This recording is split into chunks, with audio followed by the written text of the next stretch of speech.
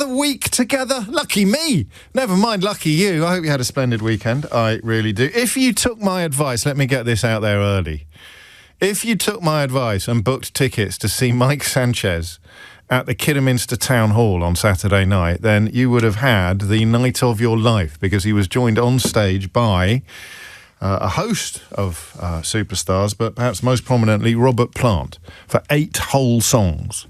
Lead singer of Led Zeppelin on stage in front of 500 people at Kidderminster Town Hall. And I couldn't make it, unfortunately, because I was with my mum, who, as you know, hasn't been well. And so I was about 2 miles away. I could almost hear the encores from where I was sitting. But if you did take my advice and you did book that ticket, then I suspect that you will, you will be in my debt for the rest of your life. Incredible scenes, amazing stuff. Absolutely nothing to do with what we're going to be talking about today, though. There's quite a lot on the list, given that this is the final week of recess, traditionally, as I have explained to you a few times, and you probably already knew anyway. The news takes a slightly different course during times of parliamentary recess, because there isn't a sort of constant diet of political news coming out. The Prime Minister, of course, in Ukraine today. We'll be catching up with events there shortly.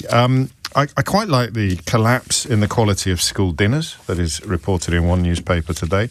I'm drawn towards, and I hope you are as well, and if you're not, of course, it's my job to make sure that you are by 11 o'clock today, when we'll probably turn our attention to it. This constant chatter about Tory renaissance, or chemi-naissance, as some people have perhaps very unwisely decided to call it. And the weird question, as they fight now like cats in a sack. The right wing of British politics is behaving like the left wing has traditionally done.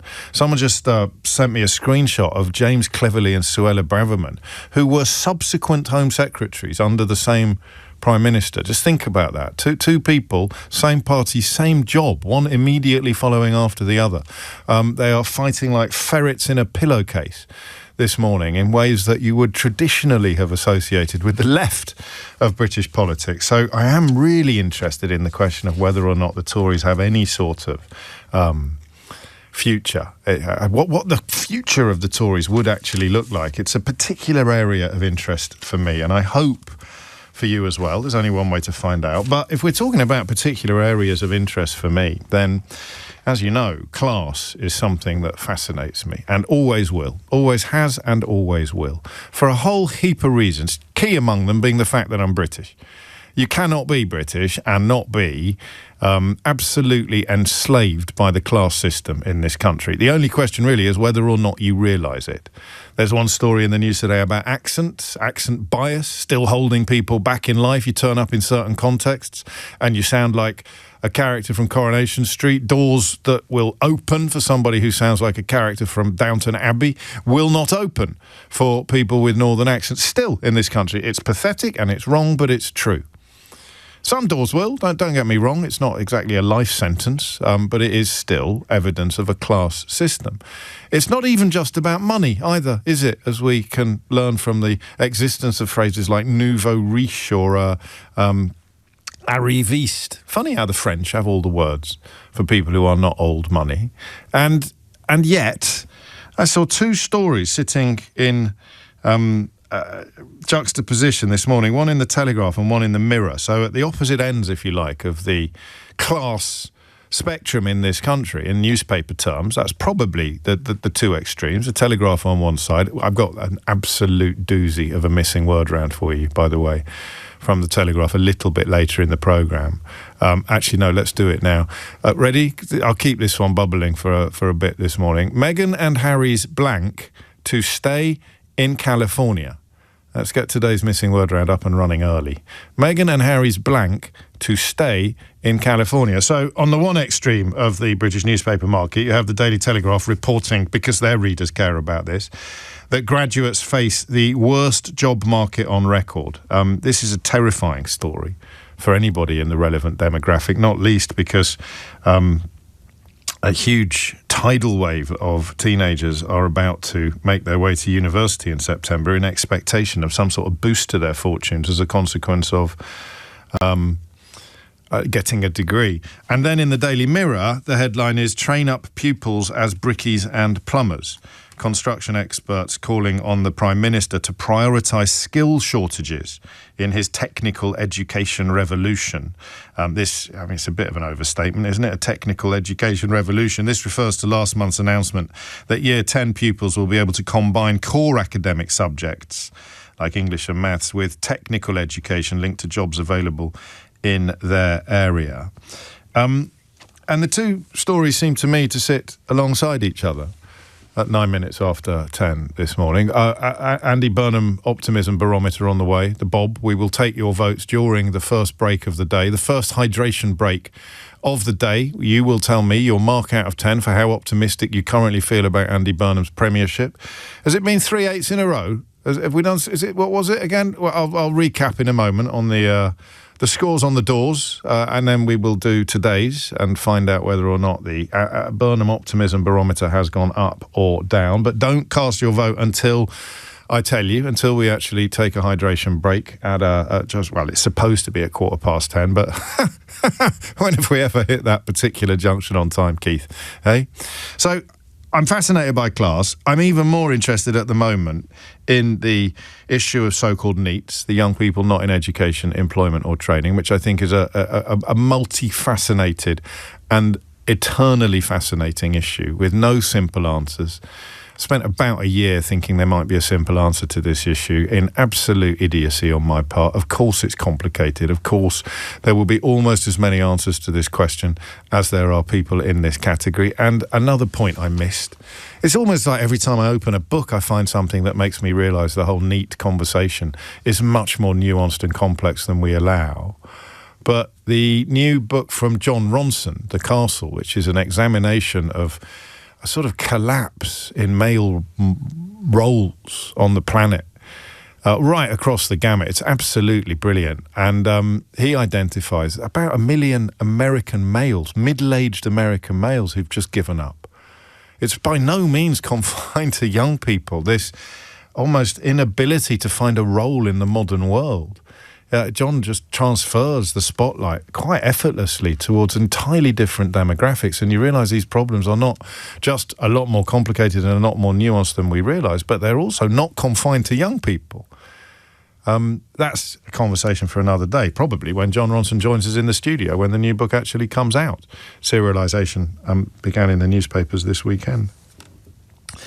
So, if we were to talk about class, as we have done many, many times in this country, on this programme, I think we've overlooked what is possibly one of the most obvious signifiers. You know, someone says they're working class and you think, no, you're not. Or someone says they're middle class, and if you're a bit of a snob, you might think, no, you're not. Kemi Badenoch claimed to be working class, didn't she? Because she'd done some shifts in McDonald's, which was, hilarious, bless her. But it spoke in her defence to the confusion that these words convey. What class are you? What class am I? What class is anybody? And I think one of the things that we would probably reach for first would be manual labour, even quite highly skilled manual labour. If you're working with your hands, you are more likely to not only be considered by other people to be working class, but you are more likely to consider yourself working class. And that breaks the socio-economic mould somewhat, doesn't it? Because these days you could be earning a heck of a lot more money working with your hands than you are. I know technically if you're operating a computer keyboard, you're working with your hands, but you know what I mean. You could be earning a heck of a lot more money as a plumber than you would be as a data entry clerk or somebody working from home on your computer in a sort of backroom office role. That highlights the inadequacy of the word class when we're trying to describe a category of people. But I think it probably comes closer than almost any other two-dimensional distinction. What's the difference between working class and middle class? Well, middle class, your job involves a degree. Working class, your job involves working with your hands. And I think this is getting turned upside down, not just because of the two stories that sit alongside each other today, train up pupils as brickies and plumbers on the one hand, and graduates face worst job market on record on the other, but also because of the underlying reasons for both of these stories. Most obviously, technological change rendering a lot of what we would once have considered to be white-collar work redundant. It is going to be done by AI. It is going to be done by, in the most lazy of shorthands, it's going to be done by computers, what is currently done by people. And on the other hand, we need houses. We will always need houses. We will always need buildings. We need up to 755,000 construction workers by 2030 if we're to pursue the government target of 1.5 million new homes. That was a National Audit Office report last month. And it's a funny one, isn't it? It's the Plant Hire Association Chief Executive, Construction Plant Hire Association, Steve Mulholland, who's drawn attention to this morning. The Daily Mirror picks up on his comments. Skill shortages are a major concern for construction companies across the UK. Young people need the technical skills and industry understanding to enter the workplace. OK, I'll say a couple of things that may have been completely incorrect, but that's why it's a phone-in show. You can ring me up and tell me. I think, despite... Do you remember the loads of money characterisation? Do you remember the Harry Enfield character, Loads of Money? Who was I think he was a hod carrier, actually. And he just made, during that 1980s building boom, he just made tons of money, so much so that it became what would now be called a meme. I don't know if I even knew the word meme in the 1980s. I'm pretty sure I didn't. But Harry Enfield's character, loads of money. So all of the lads working on, usually lads, working on the building sites, were making money hand over fist during that era.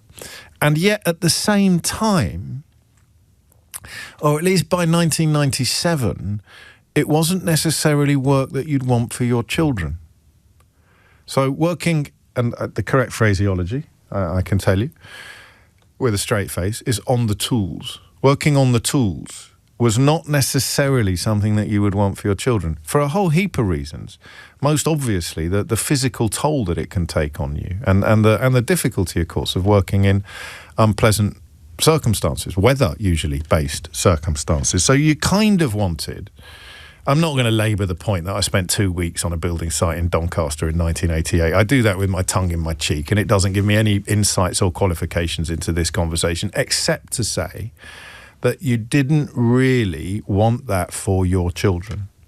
You know, certainly I could tell you the person I was working for, that he was a plasterer, was he? Loads of money? I thought he was a hog carrier. Anyway, it makes no odds. He was on the tools. The person I was working for in Doncaster in 1988 sent his son to university, or his son went to university. It wasn't what you wanted necessarily for your children. And that's what I want to talk about today. That's what I want to talk about today. Would you, and it doesn't have to be your own child, but it does have to be something that you have personal experience of, because most of us don't. And we're back to class again. So I sit here as someone who gets paid to talk for a living in a way that could not be further removed from a life of physical graft, a life of physical toil. Everybody writing articles about this lives a million miles away from a life of physical toil. Politicians jumping up and down about the need to build more houses.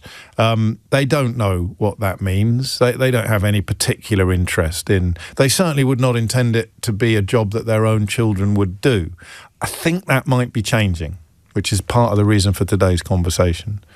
I think that might... I mean, if you had an 18-year-old, particularly perhaps an 18-year-old who wasn't setting the world on fire academically, but was physically fit, and they were looking at what to do next, and you, whatever class you were from, unless you're like super posh, you would be thinking, well, maybe you should train up as a plumber, actually, rather than going to university to get a degree in a non-vocational subject. Maybe you should actually be training up as a plumber. Maybe you should actually be thinking about bricklaying or another trade, because you're probably going to have more job security, you're probably going to have better pay, and you're probably going to have better terms and conditions.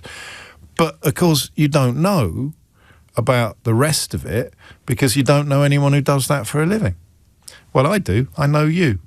So that is my question. It's not a morning for pontifications or particularly complicated queries. It's a simple question. Having spent your life or much of your working life on the tools, on building sites, in the trades, would you recommend it to the next generation? 0345 6060 973. That's the question. Particularly, perhaps, somebody from a more privileged background than you. Particularly, perhaps, the case of someone who's currently considering doing a degree. Would you say to them, actually, no, this is a good life? This is a good... Would you want your own children to follow you into it, or indeed, for the purposes of this conversation, other people's children? 0345 6060 973. The reason I thought Loads of Money was a hog carrier was because of a real life story from the same era that for some reason is stuck in the back of my brain like a pebble in a shoe. And it was a bloke who had a double-sized hod. So he would carry, and he was paid on a sort of pro rata basis, so a per brick basis.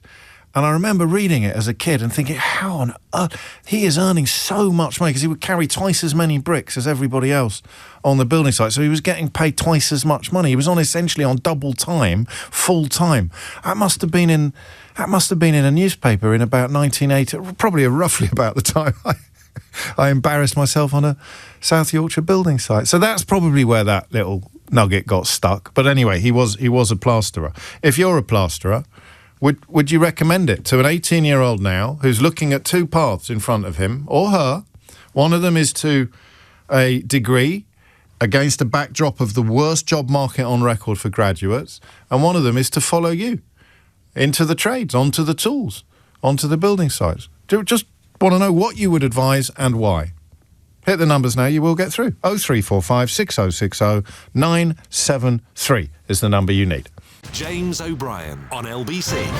I'm sorry, I forgot to double-check the Burnham Optimist. So we'll do it now, and we'll close it at 25 past, all right? So you've got 2 or 3 minutes to give a mark out of 10 for how optimistic you currently feel about Andy Burnham's premiership. The Burnham Optimism Barometer. Just remind me what the results have been so far. 8889. 8889. Went up last week. It did as well. So this is week 5 of the Burnham Optimism Barometer. 8889. It went up to 9 last week. Took me by surprise. Remember, it's entirely self-selecting. It's not remotely scientific. And I was lying when I told you last week that we were using exclusive new technology in the beta stage that has been developed by the Massachusetts Institute of Technology. It's just Joe sitting there counting and then dividing or something. And so far, that incredibly sophisticated process, that incredibly sophisticated process has delivered 4 results. Week 1, 8, week 2, 8, week 3, 8, week 4, 9. What's it going to be this week? And I will shut the vote in 1 minute. 1 minute from now, give or take a few seconds, I will shut the vote. In the meantime, here is a young person. Here is a path, a fork in the road in front of them. Down one path, a degree, which will take them into a world where the job market for graduates is currently, according to some reports, the worst on record. On the other, the kind of path that perhaps would not have occurred to anybody of that ilk or from that background 10 years ago, but might occur to them now. Would you recommend it, going down the trades route? The bricklaying, the plumbing, the plastering, whatever it may be. Tim's in Brighton. Tim, what would you like to say? I'd just like to say I think it's a fantastic job. I'm 59, I've been a builder all my life. And it's interesting you're talking about the class thing, because I'm as middle class as you can get. You cut me in half and you'll see Jenny Murray on the radio. I love that. Years on building sites, and I think it was at 2:15, all my mates would go, "Oh, mate, can you turn it down? It's that Archers thing on again." You'd have Radio 4 on the building site. I like that. And I mean, you would have been in a minority, but no one ever suggested that people like you didn't exist. It was not when you were, if you're 59 now, 40 years ago, it was not an obvious path for someone from your background to go down the trades. Was it? Wasn't. I mean, I'm not academic. Right. And I like to keep moving. You know, I'm quite physical. I like to keep on the go. And it's just absolutely brilliant. I'm still loving it now. I think it's a wonderful job. So, in terms of the differences between now and 40 years ago when you started, I guess it would make more sense for somebody from somebody considering a degree, somebody who 20 years ago would have thought it was a no-brainer that they go to university, now to be considering a construction trade would make a heck of a lot more sense, given the state of the world and the march of technology and the changes that generation is going to deal with. What about the physical toll, Tim? It's fine. It's fine. You just, you learn how to look after yourself reasonably. I had a hernia operation last year, no biggie, and I feel great. Well, it is quite a big. It's quite a biggie. I know. I guess you're right. What is it? A month off, 2 weeks off, and then you're back to work. It was fine. So you think for the longevity of my career, and I intend to, I haven't got any intentions of stopping. Hey ho, that's pretty good. And when you say you're a builder, what do you mean? What? Bricklayer. Oh, we got the phone lines going a bit funny now. Okay, so there it is. Yeah, a brickie, and well, all weathers, come hell or high water, you're out there, rain or shine. Do you know what? If it rains too heavily, I go home and I'll get over that. Okay, right. Yeah. I mean, why would you not want your child to go down this path with guaranteed work, decent income, and many of the other benefits that Tim describes? And I'm just harking back to that era when it would have been something confined to people who describe themselves like Tim did as not very academic. Why? How academic do you need to do most white-collar jobs? Adam's also in Brighton. They're all in Brighton. I don't know if we're going to get a very representative insight into the world of the construction worker if it's confined entirely to Brighton, Adam, but here you are. What made you pick up the phone? Well, I think I've a very similar story to Tim. Both me and my business partner are ex-public school boys. Right, hang on a minute. This is not going according to plan, this phone. Why am I only getting middle-class builders on the programme? This is ridiculous. I want loads of money to ring in. I want Super Hod, as I'm told he was called, that fellow I was remembering a moment ago. The people who... well, of course, in a way, you're better qualified to comment on it, because if you are ex-public school, you were probably expected to go down a white-collar route when you left. Well, I'm a Brummie, mate, so I can speak like that if it's better for you. Stop it. Go on, tell me, would you recommend... Well, how come you ended up doing it, and would you recommend it to young people today? Yeah, absolutely recommend it. I think it's a really good... You get big good money, it's a good life. You'd see, it's great to finish a job and see what you've done. The banter is good. You work with generally, certainly in Brighton, everyone is, nice people on the tools. They're a good crew. I mean, Brighton may be a bit different, I don't know, but everyone's open and kind, and it's not kind of the rough old bullying place that some people might have been back in the 70s. And it's a really good place. To be. And because the last time we had this phone in, there was, and there still may be, of course, because it's only 10:30. I did take quite a few calls from men of a certain age who were pretty close to broken physically, and the idea that they'd have to carry on beyond 60 was pretty daunting for them. But that doesn't necessarily have to be the rule, does it, or the common experience? Well, no. I mean, I'm 54 and I'm still loving it. I still feel fit. I mean, I go to the gym every night, but I look after myself, and it's physical. It's hard, but I think that helps keep you fit. Eat well, look after yourself, and you should be fine. I'm planning another 10 years or so, and then hopefully moving to Italy. What do you do? Which trade are you in? Painter and decorator. So you get the satisfaction of a job well. Well, all tradesmen all women get the satisfaction of a job well done, don't they? But you're mostly indoors as well. Well, no, I mean, we're outdoors a lot in the summer. I mean, I always say painter and decorator is a bit like the goal hangers of the building world, because the builders do all the rough stuff through all the time and make a mess of dirt. And then we come in and make it pretty, and the client's like, oh, you've done such an amazing job. Can't do much unless the builders have already done a decent job. But, of course, people like me don't always notice that or get that. It's I like this conversation. I mean, it not only destigmatises, perhaps, but demystifies as well. And if you're looking at a jobs market, which is the worst on record for graduates, then... why on earth wouldn't you be considering something that isn't necessarily linked to a degree? You'll still need training, though, of sorts, depending on what trade you're in. Some of it you will get on the job. Some of it you will need to get at college: brickwork, carpentry, plumbing, roofing. Include them on the curriculum and change the world for a generation of young people who would otherwise become part of the next cohort of NEETs. Remember, we're also interested in downsides. I don't want to get just a... uninterrupted avalanche of positive perspectives, but I mean, there's one here which actually covers it quite nice. I'm a 32-year-old carpenter. I've been doing it since the day I left school. There's no doubt it's hard work. It is hard on your body, all weather conditions. It can be very stressful, but there are days I love it and days I don't. I would always recommend it to youngsters, not all trades, but I would recommend carpentry. It's like a form of artistry. I earn more money than probably a lot of people I know who did go to university. I've got no debt. I have the freedom of being self-employed, no threat of AI taking my job. We've built this society that doesn't think tradesmen can earn good money. I think that's changing, Jordan, I really do. People can't expect that a tradie can earn more than them. I'm constantly having to justify the money that I earn. I think, again, I mean, it's your life, not mine, but I think, I'm constantly having to justify the money that I charge.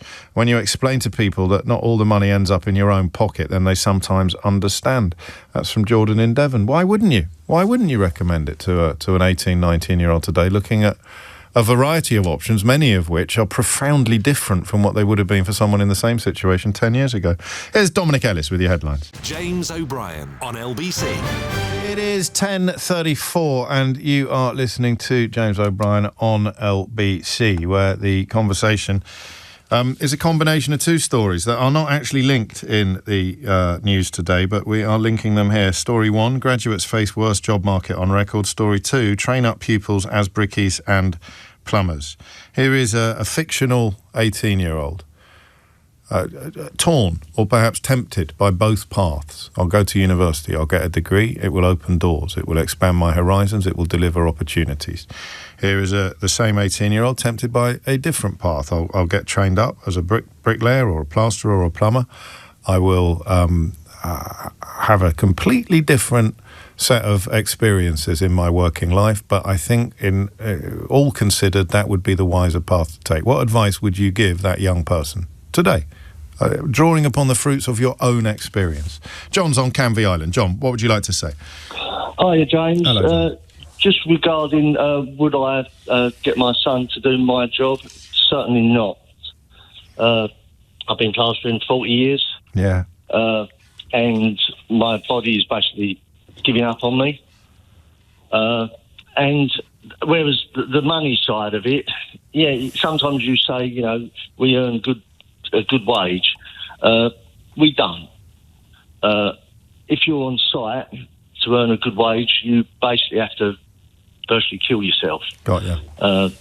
And if I went on site now, which I couldn't because I'm too slow, too old, I would probably only be earning what I was earning 25, 30 years ago. Because it's piecework, is it? You're getting paid per, on site now, per metre, as it were. Per metre. Yeah. And the rates, from what I can tell, because I'm on some of the forums and whatnot, the prices are not much more than I was getting when I was in my 20s.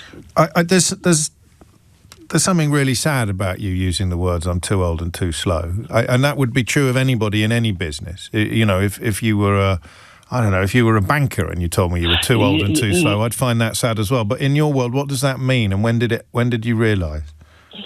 Well, I've had a trapped nerve in my neck and shoulder for about 5 years. My back's gone. Went last Monday. I had a week off.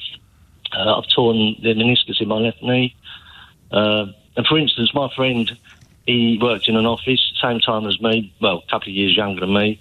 I was on double what he was earning when we first started. Right. He retires next year at 54. Blimey. That's interesting. So, I mean, the young men and women getting in touch to tell me they love it are probably, some of them will be waiting. Yeah. We've got a bit of a shock coming in the future. Yeah. Of course. That's the problem. They'll think, we can go on building sites, we can have a laugh.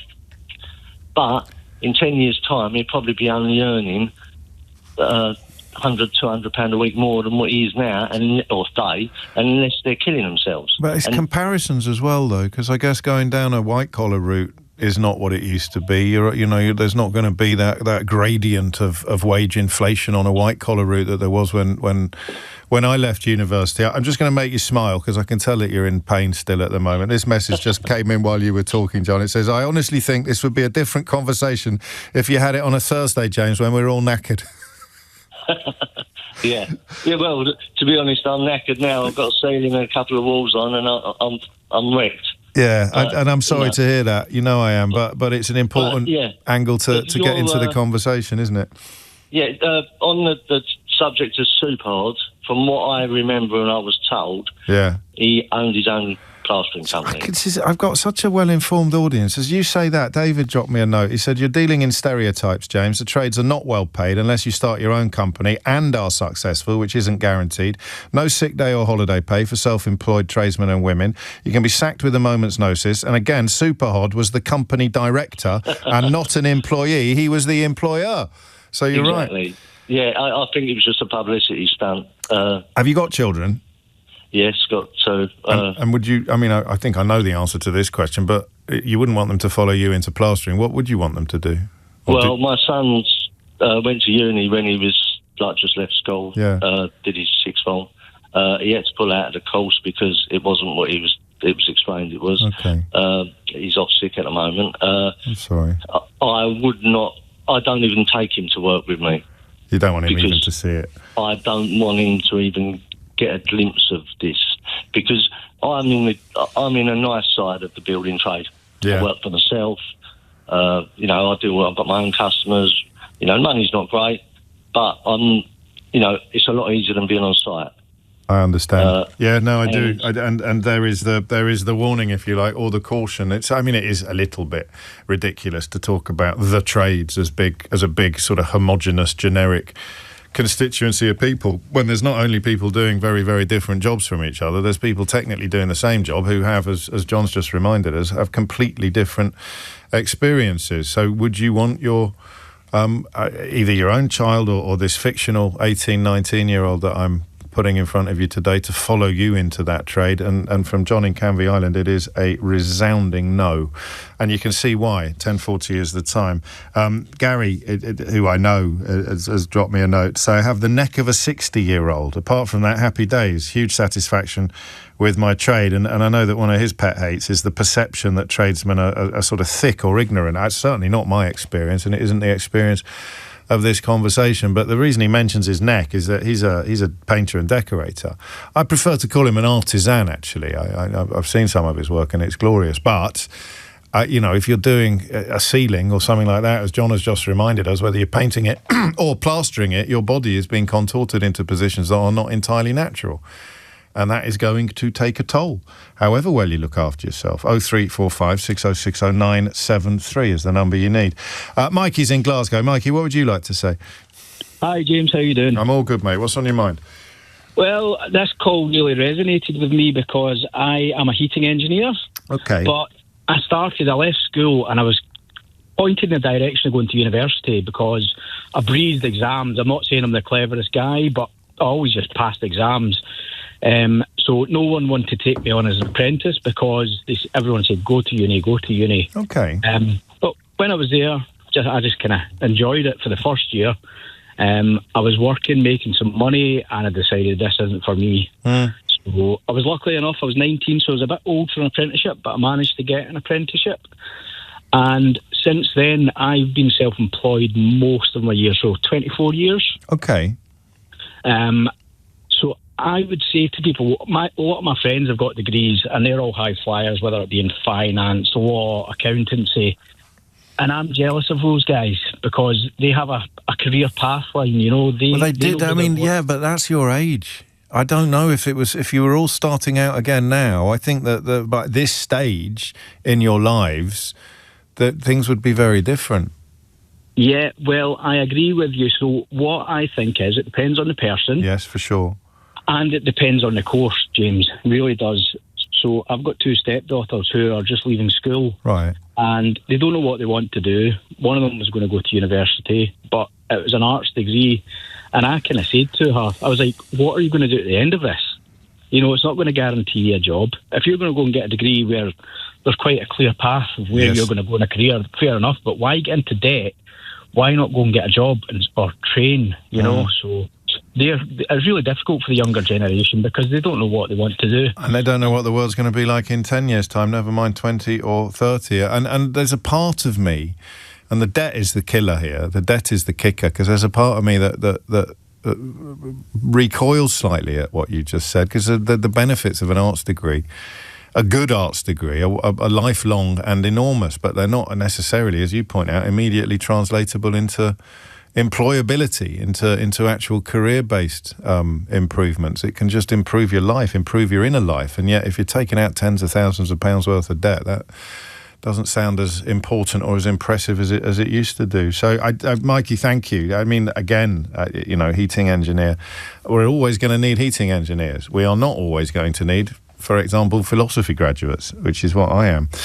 Grumps knows what I'm talking about. I'm an electrical crane engineer, he writes, and I did a full apprenticeship at 17. I'm 52 now, and I've seen the workplace go full circle.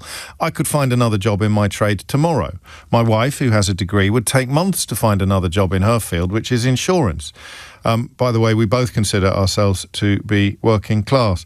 And Ollie picks up on something that you might have expected me to point out. So 10 years after the Brexit vote, those who told us we could train our own haven't invested any time, effort or money in doing that while they were in power. And we're talking about a skills shortage that we have now that would once have been covered by EU nationals.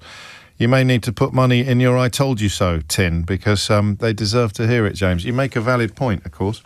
It just simply wasn't done. Up to 755,000 additional construction workers needed, and the freedom of movement path, which would previously have brought many, if not all of them, to this country, has been locked shut by Boris Johnson, Nigel Farage and their public school educated mates, which isn't a pejorative, by the way. I'm public school educated. I'm just pointing out that you're unlikely to be very well versed in the needs and realities of the construction industry unless you've gone to the trouble of asking people in it to tell you what's what. I have the results for the Burnham Optimism Barometer, week 5 now of the Burnham Optimism Barometer, and I will share those numbers with you after this. James O'Brien on LBC. And it's another 9. So the Burnham Optimism Barometer now in its 5th week, and look, it's gravity, isn't it? What goes up must come down, but great news for Downing Street there. Week 1, 8.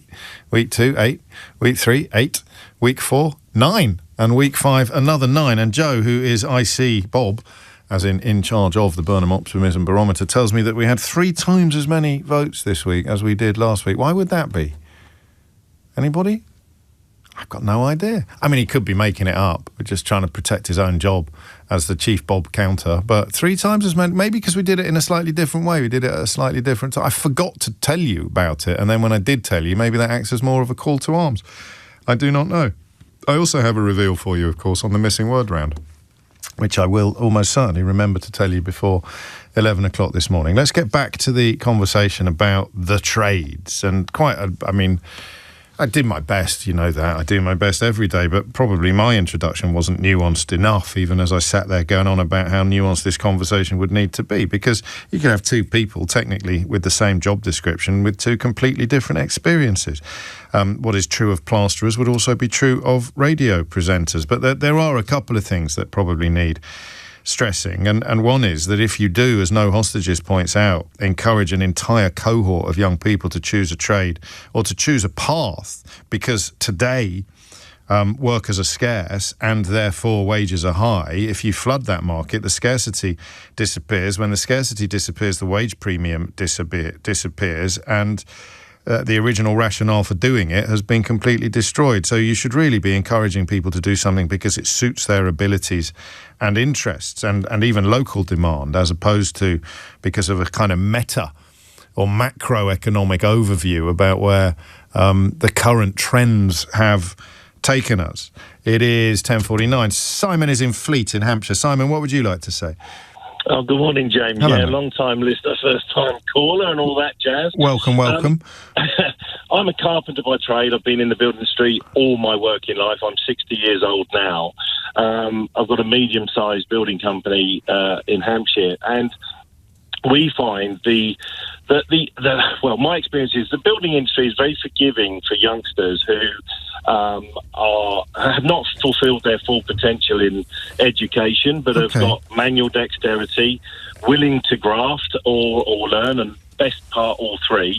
But I cannot recount how many youngsters we've been through in the last 10 years who now just watch TikTok videos, think they're going to come along, start laying bricks at £1 a brick, and earn £300 a day. And the reality is, you say to them, no, that 5 tons of rubble has got to be moved around the front of that house, and they fall over, and it's their dream is shattered. being self-employed all my working life is hard. It's hard work. And I wanted to be a dental technician, but life's path took me down. Yeah, I did, believe it or not, but life's path took me down this way. And I've had a thoroughly good career. I am, like previous callers, a bit broken now in my latter years, and you can't do what you do now when you were 30 or in your mid-20s, and that is a time to earn your money. And that's missing from some of the kind of the teasers that are out there today. The people talking about the necessity or the importance of training people up don't usually add in the second paragraph, oh, and by the way, you will be suffering physically by the time you're in your mid-50s or your early 60s.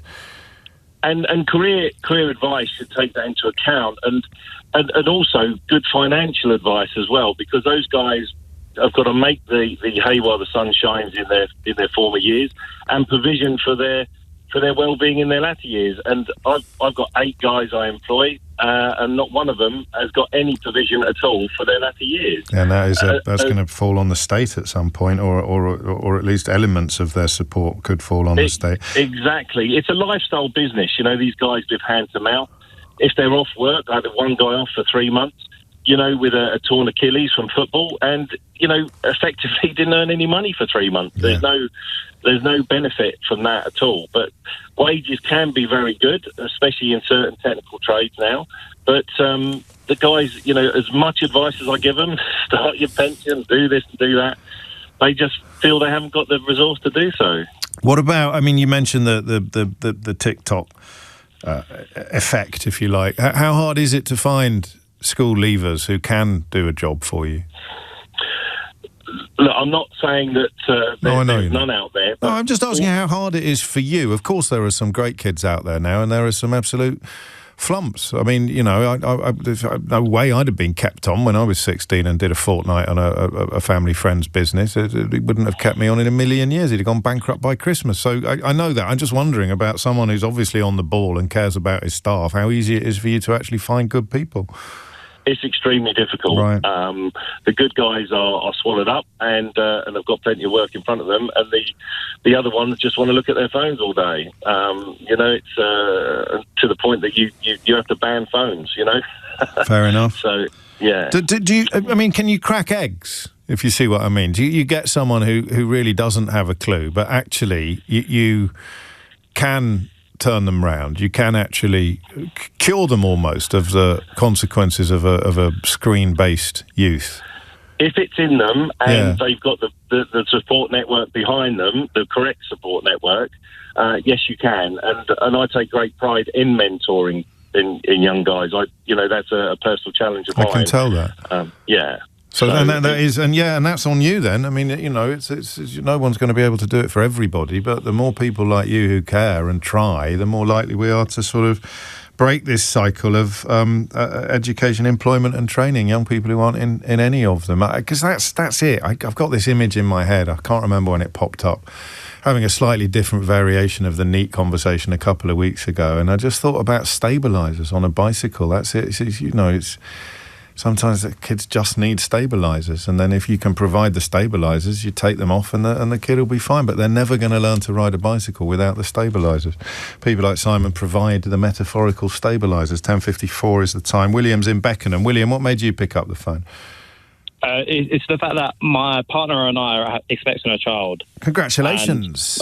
Is that it? Is that the call? You're just making a public announcement. Some people put it in the Times. You're coming on LBC. Exactly that. But no, we both had a conversation about how we want to raise our child and what career we would like to push them down in the future. Gosh. I work as a locksmith, was in a carpenter before this. Okay. And my partner works in investment banking. So we're kind of completely two different careers, but we are both on the same opinion that we should push them into push the child into uni to give them the best opportunity for the future. Although if you set up, do you have your own business? Are you self-employed?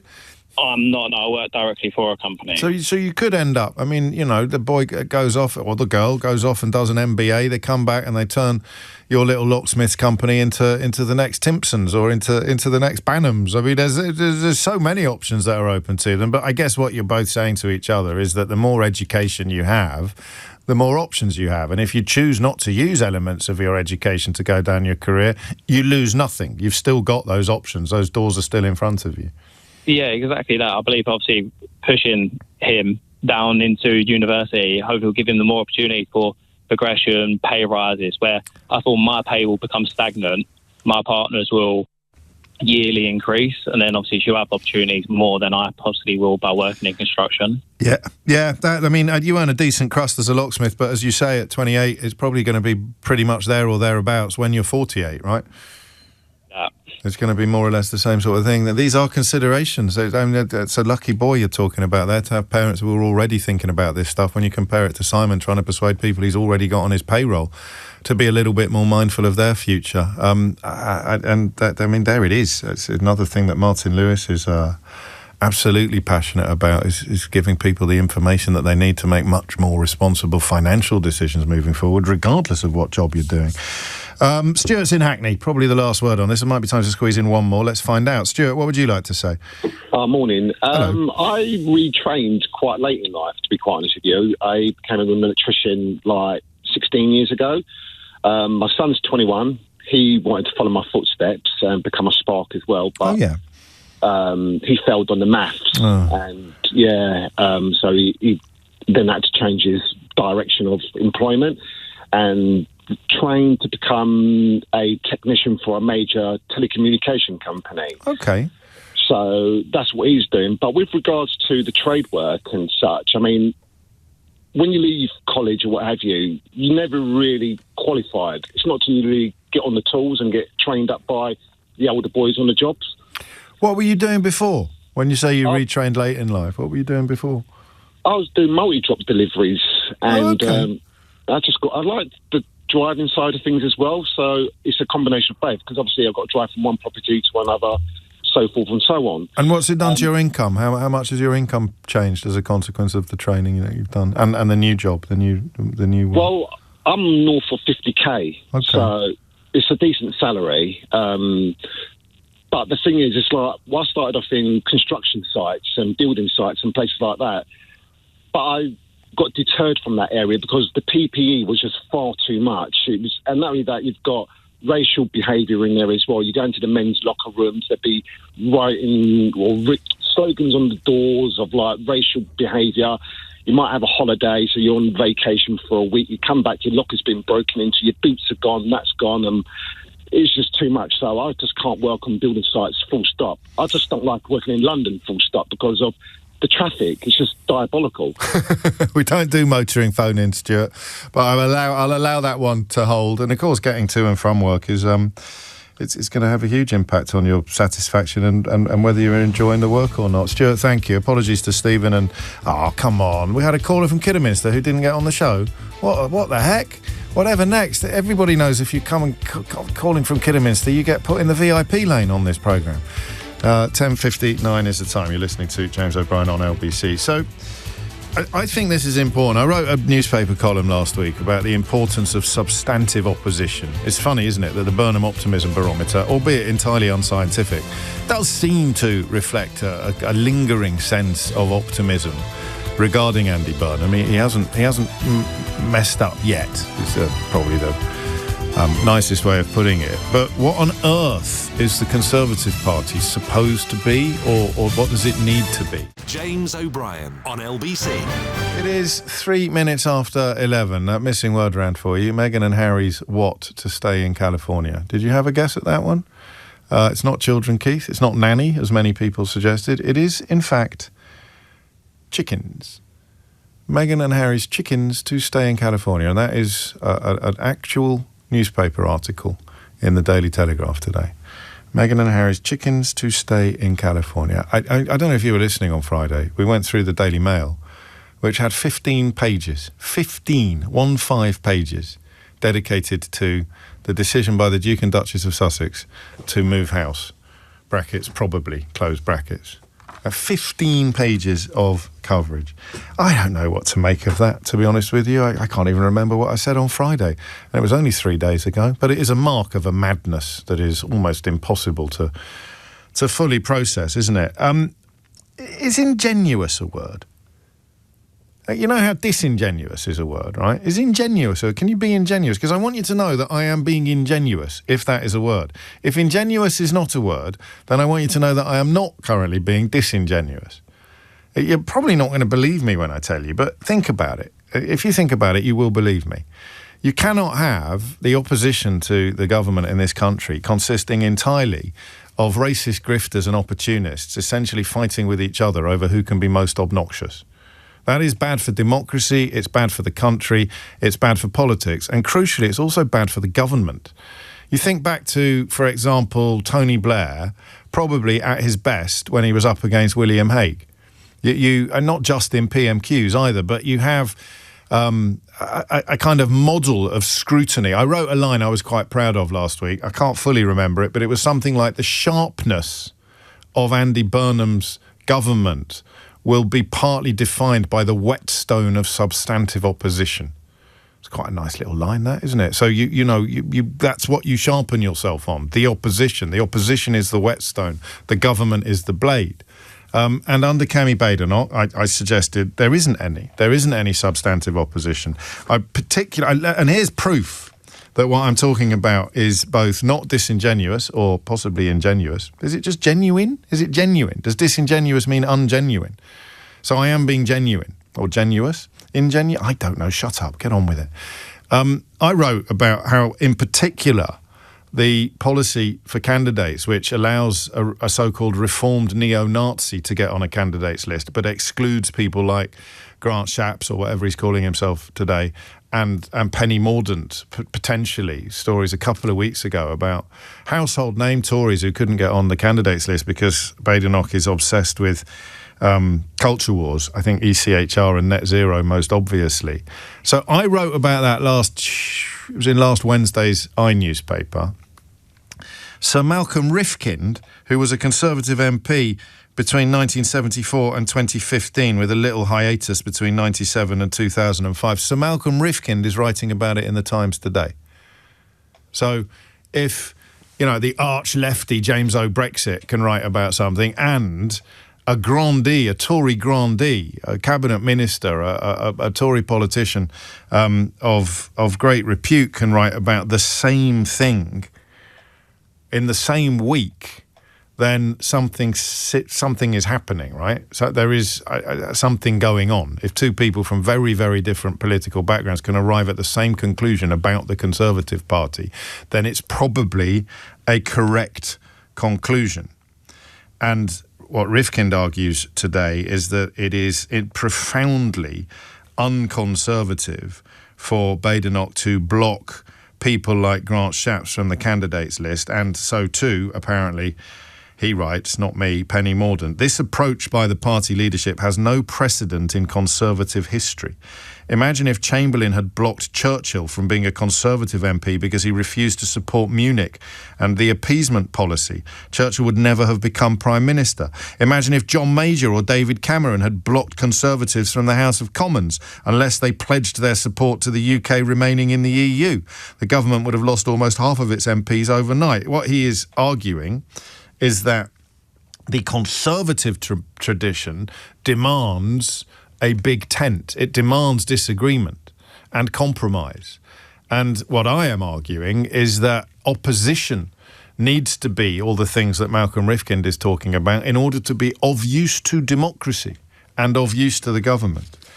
So, two stories in the newspaper today. One in the Daily Mail, move over bin face, and then looking at a by-election that's coming up in Wandsworth and saying this could supercharge the Tory revival and signal a reshaping of British politics.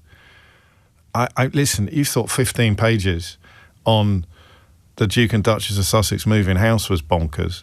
The idea that a by-election in Wandsworth, a sort of South London suburb, could somehow, and I quote, supercharge a Tory revival and signal a reshaping of British politics is... I mean, it's beyond bonkers. The right-wing media doesn't currently know what to do. because Farage's financial shenanigans have, for the time being at least, taken him out of their off their Christmas list. They're no longer pretending that he could be anything other than a disastrous Prime Minister.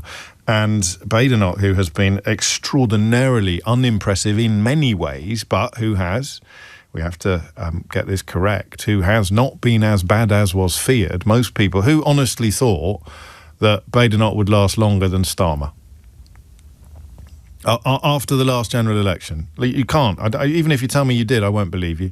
I won't call you a liar because I'm being ingenuous or genuine or not disingenuous. But who honestly thought after the result of the last general election and the first few PMQs that Kemi I Never Make Gaffes Badenoch would last longer as leader of her party than Keir Starmer did as leader of his? So on that, or by that metric alone, she has actually done all right. But that is a bit like saying that you've done all right if you get around the course. Even if you are recording the slowest time in history, you still get credit for getting around the course.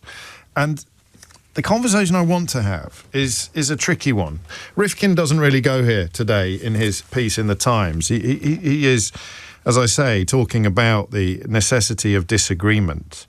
It's perfectly possible that Margaret Thatcher wouldn't be able to join the Conservative Party. Margaret Thatcher wouldn't get onto the candidates list under Kemi Badenoch's leadership. I'll just leave that to percolate for a moment with you, because what I want to talk about is what they are, who they are. You can't, I'm afraid, argue with the analysis of Reform and the other lot being just competing really over who can be most obnoxious with regard to foreigners. It's all they do. It's what they exist to do.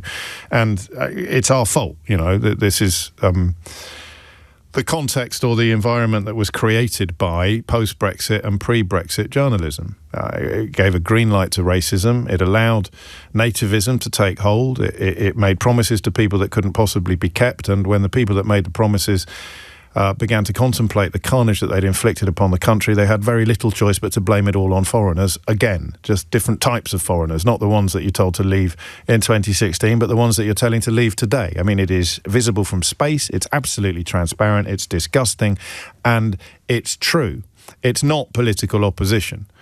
Andy Burnham stands up to make a speech about defence or Ukraine, and Farage's crew start shouting about how there's too many black faces on the television. I mean, it's insane. We deserve better as a country. We truly do. And you're not going to get it from the opportunists. You're not going to get it from the grifters. You're not going to get it from the race baiters. You're only going to get it from the Conservatives at the moment, as things stand. Maybe you think this is a little bit unfair on the Liberal Democrats, but that's why my phone lines are open. Because what I want to know, I've got 2 or 3 questions. Let me get them clear. Because the other thing she's done in an interview with our very own Ian Dale is rule out any form of coalition with Farage's outfit, describing indeed the prospect of a coalition with Reform as monstrous. I presume this was up in Edinburgh, which is where Ian has been lately, on the Edinburgh Fringe with his All Talk series, getting some absolutely top-draw guests, as you would expect. But she has ruled out, I think rightly, any prospect of a coalition with a bunch of chancers who, many of whom, until relatively recently, were in the Tory party but left in order to wash their hands of any responsibility for the policies that they introduced.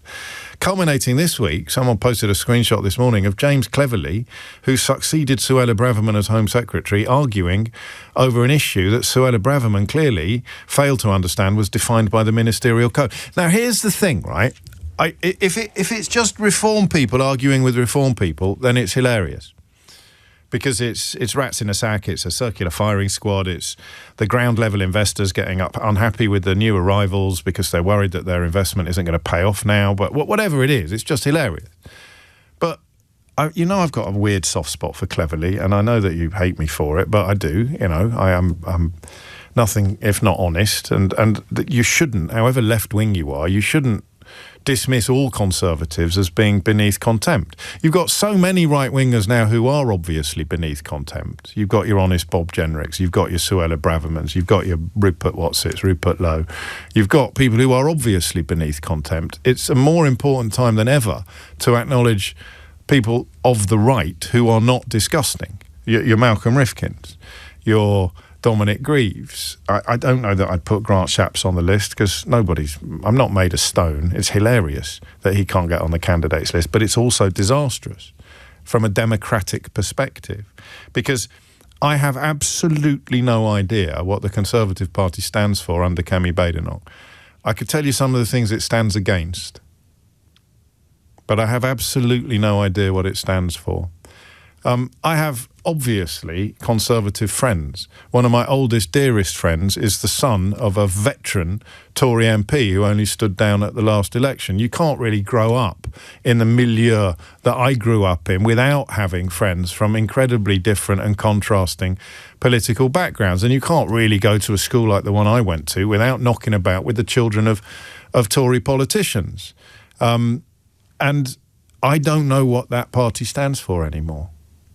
I would acknowledge that some people might not know what it ever stood for. You say one nation conservatism or sort of fiscal responsibility, or the idea that if you make life a little bit easier for business, then the water will rise and all boats will rise with it. Or you can go full Nye Bevan and remember his caution that the whole purpose of right-wing politics in the United Kingdom in the 20th century was for wealth to persuade poverty to use its political power to keep wealth in power. I mean, that would be a left-wing extreme, which I have some sympathy for, but not enough sympathy to sign up, because the people I know who are traditionally large C conservatives are good people.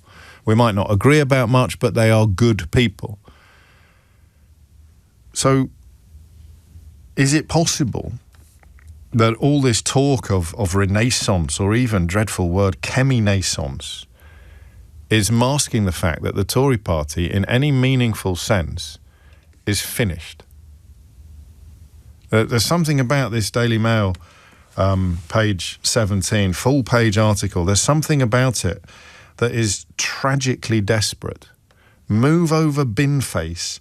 This obscure South London by-election could supercharge the Tory revival and signal a reshaping of British politics. I don't think I can do a phone-in about what the Conservative Party under Kemi Badenoch stands for, because I honestly don't think you could tell me. We're going to abandon net zero and leave the European Convention of Human Rights. That's really defining your political position by the things that you're against, not the things that you're for. I mean, look, prove me wrong. 0345 60 60973 is the number that you need. But I'm not doing that thing where I pretend that you're not going to ring me, whereas I secretly think that you are. That's not the phone-in. I haven't got the confidence to do that as a phone-in because I don't think you can answer that question. What does Kemi Badenoch's Conservative Party, that apparently doesn't have room for people who were cabinet-level ministers until 3 years ago, what on earth does it actually stand for? So instead, but that is a question I'd like you to have a crack at. I just honestly don't think you can. Instead, I just want to do a slightly different phone-in if I can, and I'm really going to need your help. I just want you, as someone who, you see how I described myself a minute ago as essentially left-wing, or as essentially as a Labour supporter. I can conceive of circumstances in which I might have voted Conservative. 1983, for example, if I hadn't been 11 years old and I'd had a vote, I possibly could have been persuaded post-Falklands. What I'm saying is that I suffer from footballification as much as the next man, but not perhaps quite as much as that person over there. I'm not dyed in the wool, but I'm pretty heavily tinted. And what I want you from the other side of the perspective, so you just define yourself, you think of yourself as a Conservative. You are a traditional Conservative voter. Up until probably Boris Johnson's arrival in Downing Street, you had no problem whatsoever with voting for that party, whoever was leading it. I'm a Tory. I am a Conservative. What I want you to tell me is how you're doing. We don't need to do an apocalyptic question. It doesn't have to be, is your party finished? I want you to tell me two things. I want you to tell me where you are politically today. Who do you support? Because if you support this party under this leader, then I think you're supporting a bubble. I think you're supporting a nonsense, a blancmange, a candy floss. But I also want you to tell me what you think they should do. So You are a Conservative. That is how you define yourself. That is how you see yourself. What do you think of the party today? 0345 6060 973. Okay? What do you think of the party today? And then the second bit of the conversation is what do they need to do? What do you want them to do? What should they do? How do the Conservatives become a party of meaningful and substantive opposition? How do they become a cohesive, coherent, cogent political force once again?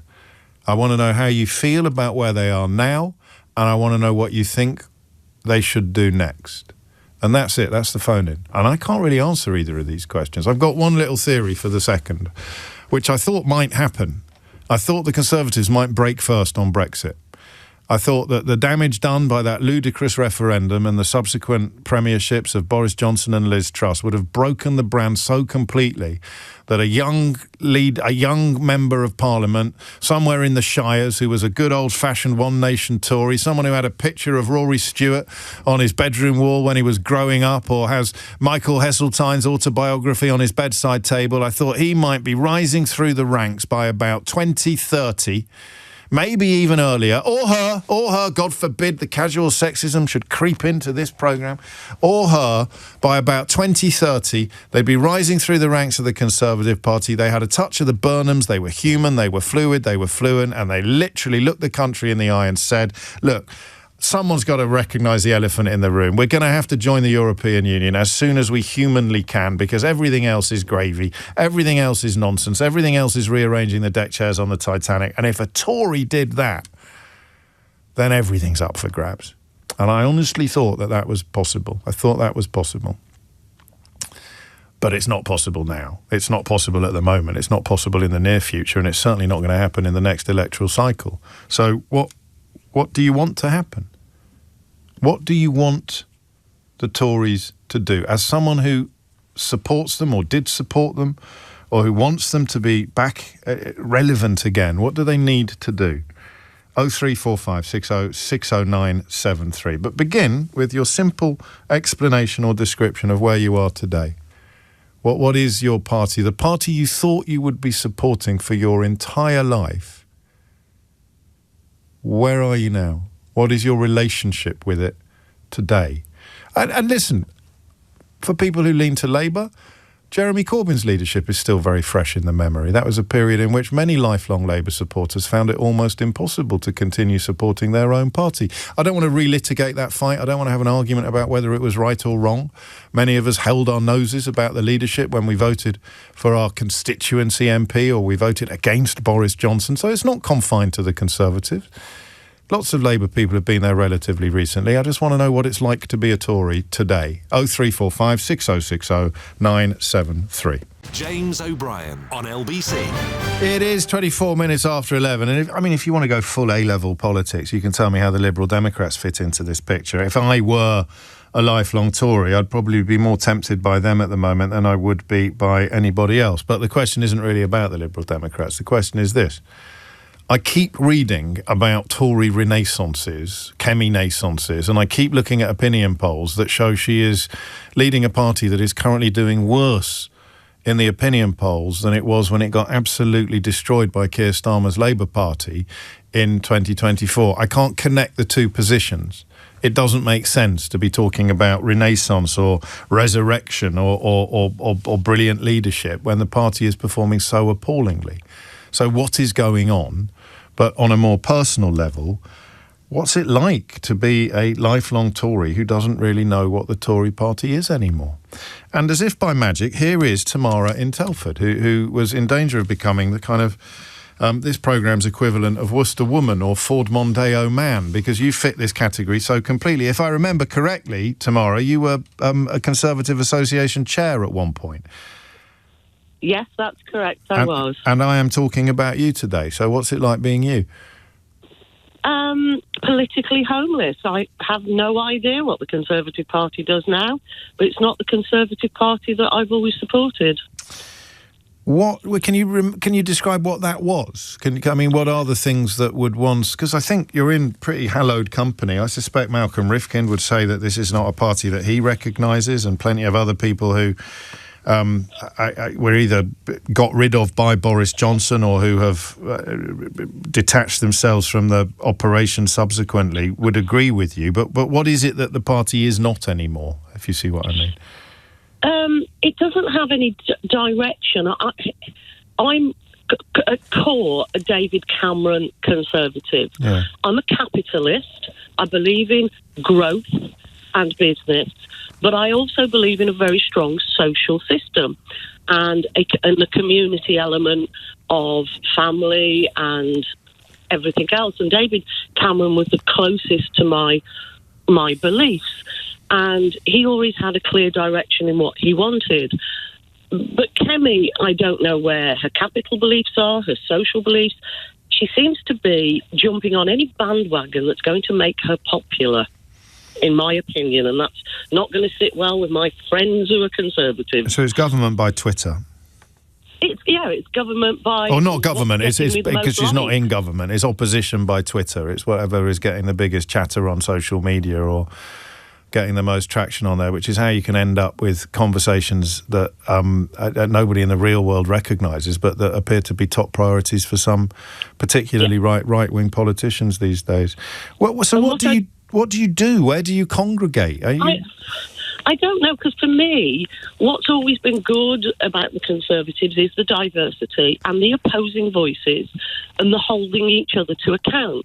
If you fill a party with everything that's the same, you're not going to grow, you're not going to look at new ideas, and times change. You have to change. And I don't see the diversity anymore in the MPs. Or you mean diversity of thinking, not diversity of humans. You're not sort of giving us. Well, there's quite a diverse in terms of ethnicity and gender. There's quite a nice mix across the party. But I suppose you're saying they're all singing from the same hymn sheet, and no one seems to know what their hymn is. She doesn't want people who will make her think and look at different opinions. My only hope is that there are still some very good, strong voices around. I am also like who? Tom Tugendhat. Tom Tugendhat would have been my leader in the last show round. I'm also very much a Cleverly fan. That's my sort of conservative. He was the future once, wasn't he? And Cleverly really would have been leader if they hadn't miscalculated the votes that they had in the bag. I mean, that's a great sort of moment of political comedy. Where do you think the party would be today if James Cleverly had won the last leadership election? Because he probably had more support than Kemi Badenoch had. They just messed up the calculations. I think it would be much stronger. I don't think they'd won, but I think there'd be much stronger opposition. But where, though? I don't think you'd have this ludicrous internecine warfare where people like Grant Shapps and Penny Mordaunt can't get on the candidates list, but a reformed neo-Nazi can. So apart from poor management, what would it be standing for? What platforms would Cleverly be owning, as it were, that would give Andy Burnham sleepless nights that Kemi Badenoch just isn't, and is I don't think is ever going to? I think economically, I would understand more about where they were going, where the money was going to come from, how the money would be invested, how we would get our services back to the level they need to back. Cleverly was always one who talked about having the right level of support that we needed as a country, and I'm not hearing any of that, and that's what I want to hear. Yeah, I can hear that. What do you think went wrong? Just as an overview, and obviously there's some obvious answers to that question. You're welcome to provide those, but just from a personal perspective, given that you were on board enough to be a Conservative Association chair, what went wrong? They forced Rishi Sunak on us without listening to the grassroots, and we're the people that get off our backsides every week to knock on the doors and deliver the leaflets. So Rishi Sunak was the breach for you? Absolutely. Rishi Sunak was when I left. Really? Yeah. I didn't see that coming. Yeah, no, the conservative values I stand for were gone. As much as I have never been and never will be a Boris fan, he stabbed Boris in the back. He got no He failed at the country as a chancellor because it all went wrong when he was there, and then he took over to try and say, I'm the right man for the job. Took over from Liz Truss. He took over from Liz Truss. Oh, yeah. But he also stabbed I think you might have lost the room there. I mean, to go from... I mean, he didn't really stab Boris in the back. He stabbed him in the front, to be honest with you. Well, yes, this is... It's a crucial distinction. What did Boris Johnson do to Theresa May? Same sort of thing. Well, no, worse. I mean, because he lied. Yes, he did. And he claimed he could deliver something that he knew was not deliverable while attacking Theresa May for delivering what was deliverable. Regret as a Conservative is that Theresa May became Prime Minister during the Brexit debacle. Yes. I believe she would have made a very good Prime Minister. Not with him. If the Brexit debacle was David Cameron's fault. Yeah, he should never have asked. He should never have gone to a vote. If you don't want the answer, don't ask the people. I'm enjoying talking to you. A couple of the things you've said have really knocked me back a bit. But I mean, it is such a mess. You want to come out and blame it all on Rishi Sunak, and then in the next breath, you have to admit that what Boris Johnson did was actually worse than what Rishi Sunak did, even though you sided with... No, I blame me leaving the Conservatives... on Rishi Sunak, on the fact that you didn't get a vote on that. No. That's fair enough. But you had a vote. You had a vote 2 months previously, and you put Liz Truss in charge. Well, I have a story on that, you see. Right? The grassroots did not want Rishi, and the ERG knew that. Right. So they put someone in the final two. They orchestrated it to put someone in the final two that they thought the grassroots wouldn't want. And we didn't want Liz Truss, but we wanted Rishi Sunak less. I think, I don't know how intentional it was, but it's almost like every rock we look under together, there's 100 more rocks underneath it. The party is absolutely screwed. It's in a mess. And don't take this the wrong way, but part of the reason why I'm more convinced it was screwed than before I talked to you was because of this conversation. Even as we tried to make sense of it together, a lot of what you have said to me, and we're not going to fall out about this tomorrow, a lot of what you have said to me I think is nonsense, but you're trying to make sense of nonsense. It isn't a party anymore. You can't use the word party. There's no cohesion, there's no togetherness. I've always said this, Kemi Badenoch is a puppet of the ERG. Okay. You've got a real bee in your bonnet about the ERG. She would obviously dispute that. So is there a future where things aren't awful? I'm not seeing it yet. What would it look like?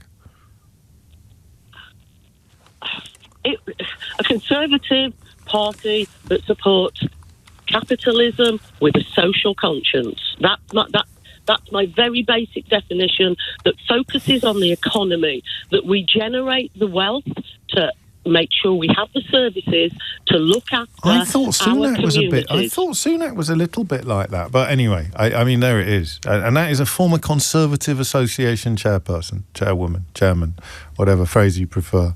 Absolutely chronicling a party that isn't just in disarray, it doesn't really exist as a political force, unless you know better. 0345 6060 973. What's your relationship with your party, and what on earth would it need to do to get back into relevance or to become a political power once again? Because I hate to break it to the Daily Mail, winning in Wandsworth is not it. Here's Dominic Ellis with your headlines. James O'Brien on LBC. It's 11:37. You are listening to James O'Brien on LBC, where I think a conversation with Tamara has slightly rejigged the question, hasn't it? I don't really think that there is much of an argument to have about whether or not the Tory party is profoundly broken. And this is what I mean by being ingenuous even.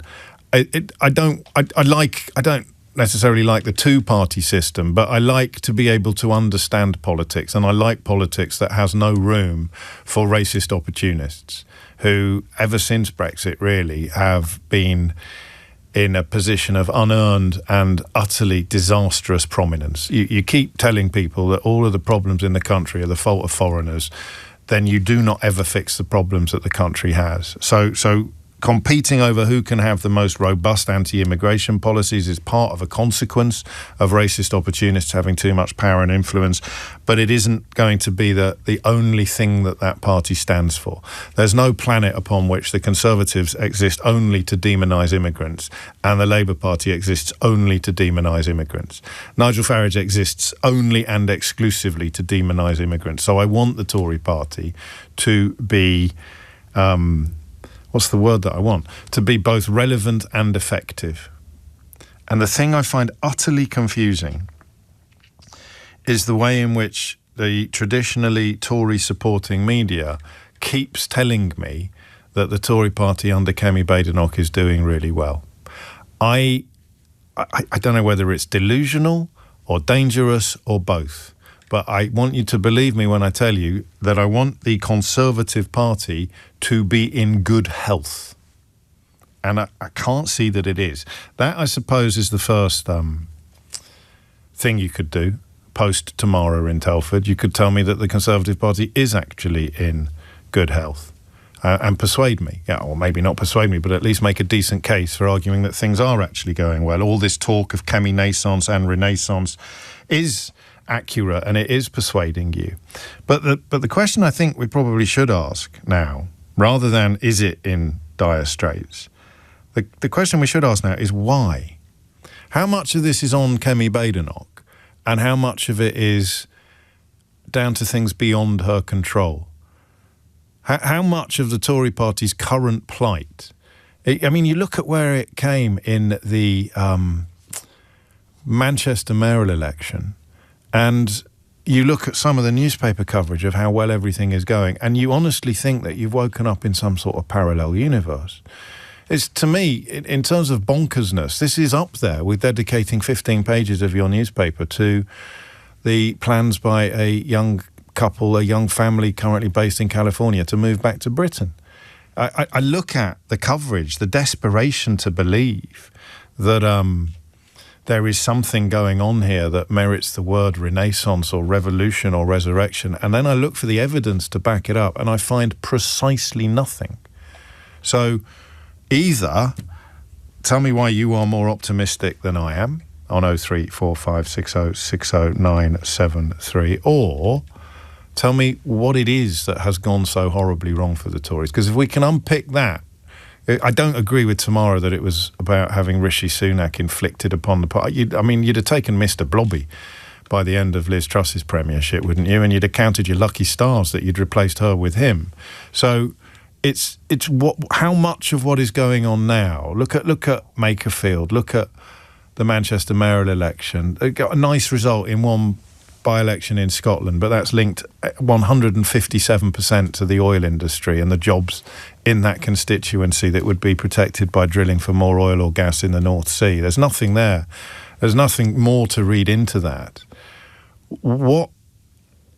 How much of what is going on now, if you accept my analysis that the Tory party in any meaningful sense no longer exists, how much of that is on the current leader? And if it's not on her, then how do you explain it? Let's do the anatomy of disaster. 0345 6060973. And whichever angle you're coming at that question from, you can move towards the question of what does actual recovery look like? Is it even possible? Because it has to be. The alternative is too bleak to contemplate. The alternative is Labour on one side of British politics and racist opportunists on the other. Speculators, financial speculators injecting huge sums of money into the racist opportunists in the hope of making even more. That's it. That's British politics if the Tory party doesn't get its act together. That's all you've got. You've got the Labour government, who I think are currently doing all right, but the last lot less so. And then you've got racist opportunists and billionaires, plutocrats and oligarchs essentially trying to turn British politics into a money-making exercise in the way that they've seen Donald Trump and his cronies do to American politics. That's it. Unless the Tories find a role and find a way of resisting that direction of traffic, that, I think, is our future. David's in Amersham. David, what would you like to say? Hi, James. Hello. Long life, long supporter. Thank you. I've been a Conservative supporter all my life. Okay. Basically, I think the rot started when Margaret Thatcher came in and the right wing took over. I'm 81. God. I supported Ted Heath in the 1970 general election. And as your previous Conservative leader said, party chairman said, it is capitalism with a social conscience. And ever since Margaret Thatcher came in, things have just got worse. Well, John Major reversed some of that. John Major seemed to have more of a kind of... I know, but the thing is, the Tory party, in order to win seats, need to get back to the centre, and they've gone too far to the right. Kemi Badenoch and everybody else has gone too far to the right. The only people who've got are people like James Cleverly, Dominic Grieve, and people like that. They need to get back to the centre, and I think Kemi is just saying things in order to get attention. I think she's totally wrong. How bad is it? How bad is it in terms of existential... It's very bad. Yeah. The Conservative Party's broken. The worst thing that happened was having Brexit. We lost out on Brexit, and Britain has never recovered since. Everything has happened.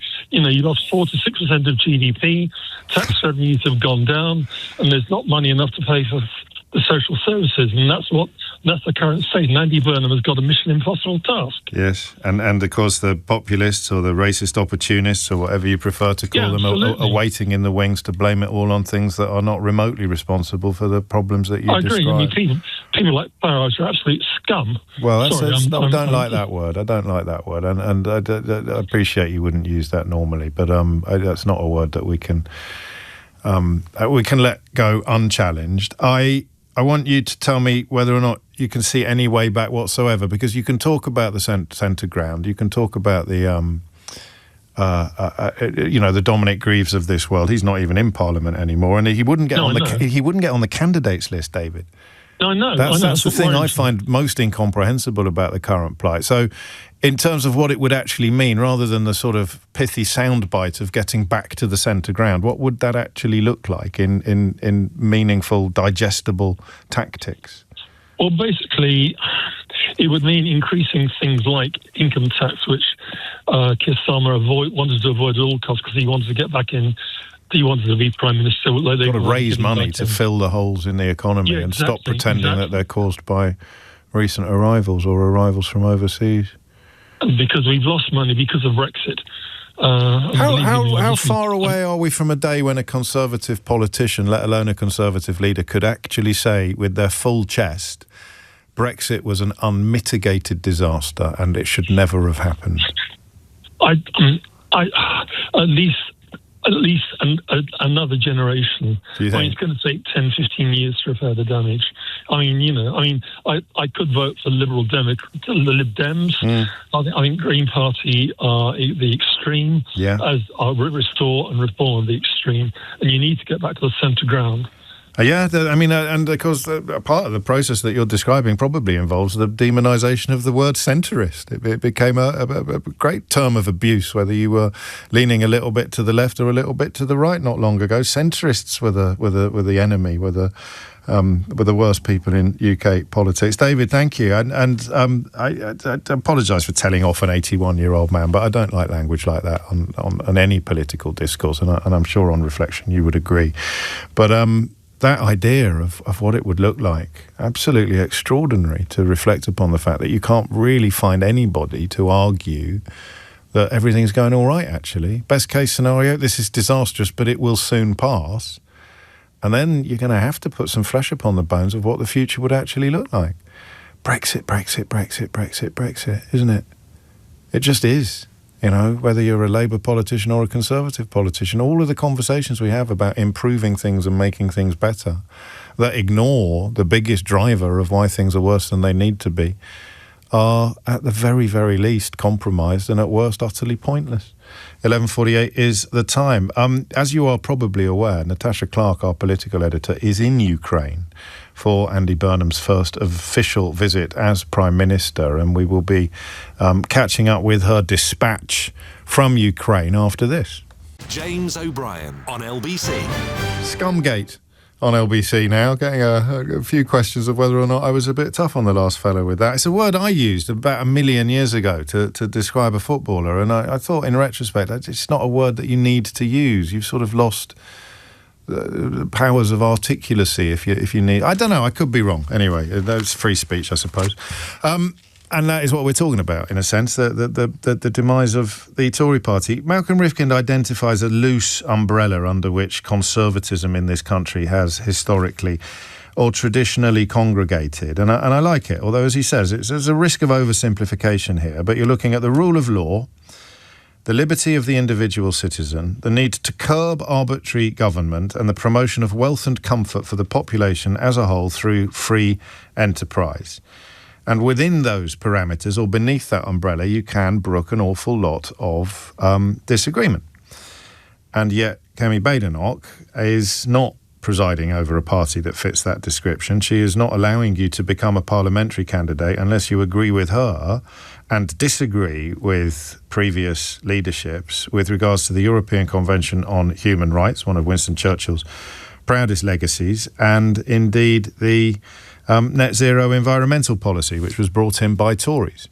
So 2020, Kemi Badenoch would not be allowed to join 2026 Kemi Badenoch's Conservative Party. And I'm just wondering how deep the rot is and whether or not the party as we know, and this is such a weird thing for someone of my age to contemplate. If you're younger, it's probably easier to contemplate because you're not wedded to this long and apparently or previously unassailable tradition of conservatism. Is it all over?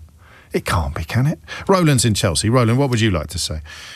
Good morning. I'm going to give you a football metaphor. You mentioned football, Marvellous. and I'm an Arsenal supporter. And in the last 4 or 5 years of Arsene Wenger's reign, 68,000 people still showed up at the stadium, and they still love their team, regardless of the fact that they knew we were going nowhere. Now, that's really the point I'm making. I'm a conservative, always have been, and we have had terrible leadership. You can go back to the Brexit period. Yes. You can go back at trying to dance at too many weddings to try and keep everybody happy, to try and keep the centre-forward Arsenal had, who was playing at 3 o'clock in the afternoon, then flying to Paris for dinner at 8 o'clock in the evening on a private jet. And Well, you can't say that. You can't say that word that you just said, and you actually can't say that one. So we had to lose your a little bit of that. You're describing. I mean, to be honest with you, Roland, looking at the callers to this programme, I'm beginning to think that all Tories are unmanageable at the moment. No. Look, the point is the team became unmanageable because we were either playing attacking football or defensive football. We couldn't make up our minds what style of play. But I come back to the key point, yes, and that is that the British public really want to do the very best for their families. Yes. They want to work hard, and they don't want to be ripped off. They don't want to see people amongst their group putting 2 fingers up to the rest of society. They don't want that. So I have 100% confidence in the common sense of the British people. And ultimately, if a leader of a party can reflect that and make those people believe that, they will win power.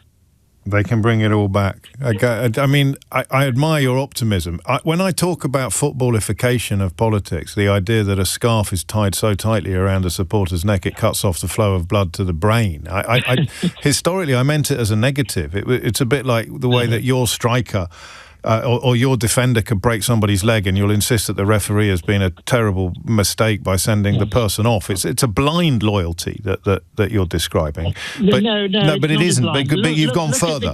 Look at Keegan and the wonderful tribute made to him yesterday. Yes. From 2 clubs. I mean, I'm sorry, I go to football every single week, and I have done for many years, and I can promise you the real supporter is not like that. That's interesting. No, I like your analysis. The real supporter loves football more than. Yeah, and I'm a retailer, and I've worked up and down this country, and I can tell you this, James. Go on. That if you walk past a shop and you're not clear about what that shop stands for, you do not walk in.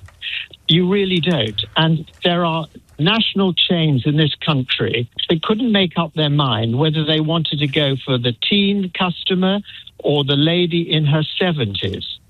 And so they got neither.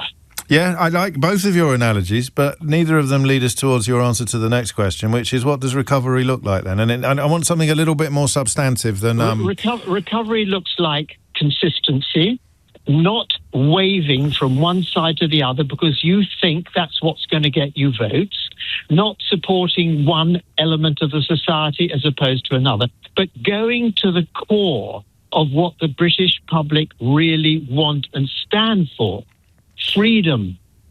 And that takes us back to the Malcolm Rifkin analysis in the Times this morning when he talks loosely about the liberty of the individual citizen, the rule of law, the curbing of arbitrary government intervention, and the promotion of wealth and comfort for the population as a whole. Badenoch talks endlessly about things that I would loosely describe as culture war issues or Twitter trends. She doesn't really seem to address any of the heavy machinery of traditional conservatism. Well, I don't think... you know something? Go on. Who cares? Who cares? It's about dealing with and confronting what the British public really want and focusing on that. Don't worry about labels, names... No, I know. I agree with you. But that's what she's doing. That's what she's doing. Well, I don't know. I like her. I like the simplicity of her approach and what she stands for. I don't believe she's a waverer. I don't believe that. And if she starts waving, she'll lose again. No, we shall see. I admire your, what's the word I want? Loyalty, optimism? I don't know. I'm loyal, and I love this country. Well, that's something that we have in common. And, of course, that speaks to what you were saying a moment ago about Kevin Keegan. Whether everybody listening realised it or not, is that some things should transcend rivalry. Some things should transcend tribalism. And the best example of that on the biggest stage of all is, of course, patriotism. You want what is best for your country. You might disagree about how it is achieved, but you do actually agree about what it is that you want, and it would be a more comfortable, free existence for pretty much everybody in the land. That was a great call. It was a great hour, actually. Thank you to everybody who contributed. We'll take that bulletin from Natasha, who is in Ukraine, in the course of the next hour. We'll also be catching up with Simon Marks, busy man. He's standing in for Tom Swarbrick on the Drive Time show this afternoon, but that doesn't mean that we can't have the benefit of his brains on our shift as well. James O'Brien on LBC. 3 minutes after 12 is the time. I can't believe this is in the news today. 3/4 of secondary schools in England are breaking the rules on food offered to pupils by serving chips, burgers, hash browns too often, and sweets and crisps at breakfast, according to a new report. I genuinely can't believe that this is in the news. I mean, I didn't think that the battle was over, but you certainly thought that the direction of traffic was positive. Thanks largely to Jamie Oliver, and it's his organisation that's undertaken this research that has come up with such grim findings. Bite Back is the name of the charity set up by Jamie to keep an eye on these things and to encourage healthier eating in schools. And shocking is the word that their chief executive uses to describe what they have found. About 400 state secondary schools quizzed. 3 out of 4 of the menus it analysed in England contained at least one breach of the standards, with most involving the unhealthy foods being on the menu, even some things that are meant to be banned outright, such as crisps and various other deep-fried snacks and sweets. I genuinely can't believe that this has happened, as you sort of find yourself thinking, what the heck was the point of his entire mission to fix things? And then at lunchtime and break time, you're only able to buy things that are very, very bad for you. They're supposed to be only selling nuts, seeds, plain vegetables and plain fruit as snacks. I think this... Well, we know, don't we, that this is a British problem. This is in English research, but I can't imagine that Scotland and Wales and Northern Ireland are any better. This is a really peculiarly British issue. If we leave the Americans out of it and focus instead upon our European cousins, why are we doing this? Why are we doing this? What is it about this country that prioritises healthy eating for children so poorly? I genuinely don't get it. It makes no sense. Everybody knows the benefits. We've probably received more instruction and guidance in recent years about the importance of healthy eating, particularly for children, than we had in the previous 100 years put together, right? And yet in England, and we'll say in Britain, because I will be absolutely scunnered, if this doesn't apply equally to the other parts of the UK, we are going backwards. We had a little bit of a boost, a little bit of a moment, and Jamie Oliver's original school dinners campaign, which is, 20 years ago now? I was on the radio. I think I was on the radio.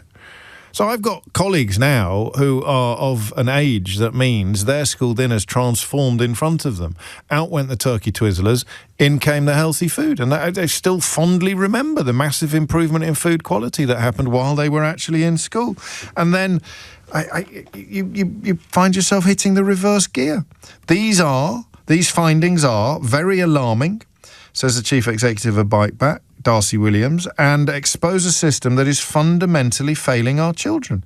It is shocking to find crisps and chocolate being pushed at breakfast time, or processed meats like sausage rolls and bacon baps being served far more frequently than the rules allow. And, I mean, there are 2 or 3 ways into this. The first, I suppose, is how has this happened? How has this happened? Given that the national conversation for years now has been about the necessity of improving things and feeding our children healthier diets in school. And remember, for most of these kids, if they're not getting healthy food in school, they're not getting healthy food anywhere.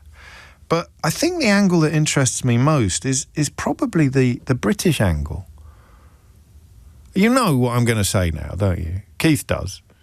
I heard him predicting it a moment ago. We did a similar conversation to this about 2 years ago, and somebody listening in France sent me a picture of the menu that their child's school sends to every parent at the beginning of every term. And your average French school dinner was, compared to what happens in this country, a gourmet affair. Not fancy food, but healthy food and diverse food. So a bit of fruit, something dairy, a proper meal, a snack throughout the day, everything. And I'll get sent it again today. I'll find it again. And I will read it to you, and I will marvel at the massive gulf between what we are giving our children to eat when they're in school and what the French are giving their children to eat when they're in school. And we are separated by the English Channel. You can swim to France if you do the training and the weather is pleasant. This is not some massive cultural divide that is absolutely uncrossable. So question number 1 is, why have things gone backwards? And you might need a little bit of insight there as a parent or a teacher or someone else suitably qualified, what we might once have called a dinner lady. 0345 6060973. How have things gone backwards when the national conversation in recent years has seemed to be moving everything in the right direction? But what I really want you to do, I want you to put your thinking cap on now and have a look at the British element of this story. Because I'm afraid that the uncomfortable truth here is that we must not care enough. We must not care enough. I want to look at history, I want to look at psychology, and I want to look at, is it geography? Not geography as in where we are in the world, but geography as in, you know, the movement of food and things like that. Why are we so bad at this? Because it must be because the grown-ups don't care enough, mustn't it? If the grown-ups cared enough, the children would be eating more healthily, wouldn't they? Did you do that thing with your children, if you have them, where with the first child you were really, you were going to really lay down the law? It's similar with screens, actually. With the first child, there's no way we're ever going to go to a McDonald's. And then by the time you've got 2 or 3 children, you're just too tired to implement all of the rules that you want. You're buying a bag of crisps now that is roughly the size of a pillowcase, where once you would have just bought a small packet. Just the way that the companies have increased the amount of rubbish food that children eat, I can get my head around that. But it hasn't happened in other countries. What is it about this country that explains... I hate to say this, because I thought we did care. I thought post-Jamie Oliver, or post-school dinners campaign, I thought we did care. But we don't, do we? If we cared, this would not be happening. If you cared enough about your child's diet, they would not be having crisps for breakfast at school. You don't care enough. I can't keep doing that. We don't care enough. You know, we could keep an eye on things. When my girls were at school, we could see what they were having, and it was quite healthy. It was a private school, so already they're going to be at a great advantage over the kids in the state secondary schools that this research is looking at. 53%, 206 schools offering products high in fat, sugar and salt that are meant to be banned altogether. If you cared enough, that would not be happening. So why don't we care enough? 0345 6060 973. The kind of social or the political question of why things have gone backwards on this front is going to involve detail and insight. But the much broader question, the geographic question, the population-based question is, I mean, tell me I'm wrong. Tell me that you do care and there's nothing you can do about it. 0345 6060 973. Because I can sit here and blame it on big business. Of course I can. And up to a point I will. But what do these businesses exist to do? They exist to make as much money as they humanly can. And if that means persuading your kids to eat mini cheddars and chocolate bars, who get mentions in this research, then they're going to do it. But the schools don't have to let it in. The schools don't have to let the stuff in. The schools don't have to be providing this stuff on the scale that they are. And, spoiler alert, they are. And that has to be about us, doesn't it? What other explanation can there be? Oh, I blame it all on big business. Yeah, but no one's forcing your children to eat this stuff. If you cared enough, if you went into your school and made a fuss or made a hoo-ha, then things have not changed. So Jamie Oliver can only do so much. The media could probably help, but a lot of the media, myself included, will rely in part on advertising for unhealthy foods to pay the wages. The only people that can really make a difference about what children eat in schools are parents. And they simply haven't. Or politicians. Politicians could have done this. Politicians could have made it, because the rules are in place, but the rules are being broken. The breaches of school food standards are being described today as shocking. And I suppose, in a way, I'm doing something I try not to do on the programme, and I'm asking whose fault it is, because I think it's our fault. I don't think you get to blame it all on big business. I don't think you get to blame it all on politicians. Ultimately, what your children eat is on you, right? And you've just ducked out of the conversation. You've just avoided. Do you even know what your children are eating at school? Did you know that your children are being offered crisps and chocolate at breakfast time? And that brings us back to the British dimension, I think. That brings us back to the question of why, in this country, at this point in our history, we are still feeding our children rubbish. Or let me rephrase that slightly, because maybe you're doing a better job at home, but... and I'm getting sent, this is one of my favourite subjects, and I have absolutely no idea. A lunch menu in my daughter's school in Sweden this week has come in from Tom. I'll tell you what's on that in a moment. It's not hard to do this, but they're not going to do it unless they have to. And they don't and won't have to unless we demand it, and we have not demanded it. So Jamie Oliver tried to change the world. I always remember the mums who were pushing sausage rolls through the chain link fence because their kids were complaining about being fed healthy stuff.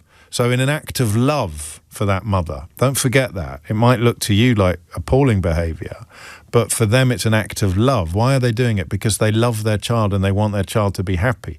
And the sausage roll makes their child happy, and the kale salad does not, until that palate is retrained. So you push the sausage roll through the chain link fence, even as you've got Jamie Oliver in your school kitchens training up catering staff to completely revolutionise what they're offering.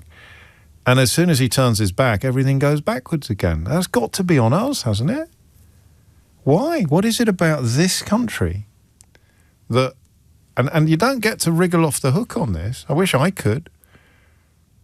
What is it about this country that explains why we care so little still After all these years, we care so little about what we feed our children in schools. Because there's no way any of this would be happening if we cared enough. 0345 6060 973 is the number you need. If you're listening overseas and you have access to your child's school menu for this week, send it to me. And we'll draw comparisons, because I'm not exaggerating. Other countries will find this not just odd, but disgusting. And yet we need research like this to even remind us or alert us to the fact that it's still going on. Absolutely unbelievable. What the hell is wrong with us? 0345 6060 973. It's 12:16. James O'Brien on LBC. Send me an attachment. I don't know if I've ever told you this before. I get on my inbox, I get a little paper clip. So there is quite a lot of stuff coming in, some good, some bad. And some commentary as well, like this from Simon. I'm a catering manager in a secondary school. We make everything from scratch. It's all fresh ingredients, but the local shops sell chocolate crisps, Monster drinks, so the problem is that the students buy it from them before they come to school. We don't sell chocolate, sweets and crisps, etc. at school. That might be true where you are in Bolton, Simon, but this research is not into what the kids are buying on the way to school and consuming when they get there. This is into what they are actually getting offered or sold at school. And they are almost all breaking the rules. I don't understand what the point of these rules is if schools are allowed to ride roughshod over them to their heart's content. And it's a British thing. What is it about us? What is it about this country that means that we continue to feed our children absolute rubbish at school? Caroline's in Rowlands Castle in Hampshire. Caroline, what would you like to say? Oh, hello, James. Thank you so much for taking my call. You're very welcome. I had 2 points to make. The first one is that my daughter is currently in last year of primary school, going into last year of primary school, year 6. And we've started to look around at secondary schools. I looked at 5 secondary schools last year. And it's very important to me what the food opportunities are, because obviously at primary school, they just get their meal. At secondary school, they often have a fingerprint, and then it's like a massive canteen. And I couldn't believe the amount of fridges with just different fizzy drinks, so many different fizzy drinks, so much fast food. And now they have the autonomy to pick themselves. That's what they're going to pick. They can literally go in and pick a sausage roll and take it away. Drink. They're not even supposed to be there, you know. Some of these sugary drinks aren't even supposed to be in schools. To be fair, this research, I mean, you may have got unlucky with the schools that you visited, that only 3 of the schools they looked at were selling banned sugary drinks such as Coca-Cola, Pepsi, Fanta and Sprite. So you might be looking at the diet versions in the fridges. Well, they might be diet versions, but I still don't think they'd be there. I mean, my children drink water. They have squash on a Sunday as a treat. Yeah. And occasionally we'll have a fizzy drink as we go on holiday. And I feel I really want to try and keep that up. And I don't think you can. You're going to be like King Canute, aren't you? Absolutely. Of course, knew that he couldn't stop the tides, but the other thing I was going to say is we often drive through France and we stop at the service stations, and the service stations, the food is like gourmet eating. So the French, you mentioned the French earlier, they know how to eat, they know the foods to serve. So it actually comes from just generally going out. I mean, how many times have we been all out and we have... But why? Why do you think it is?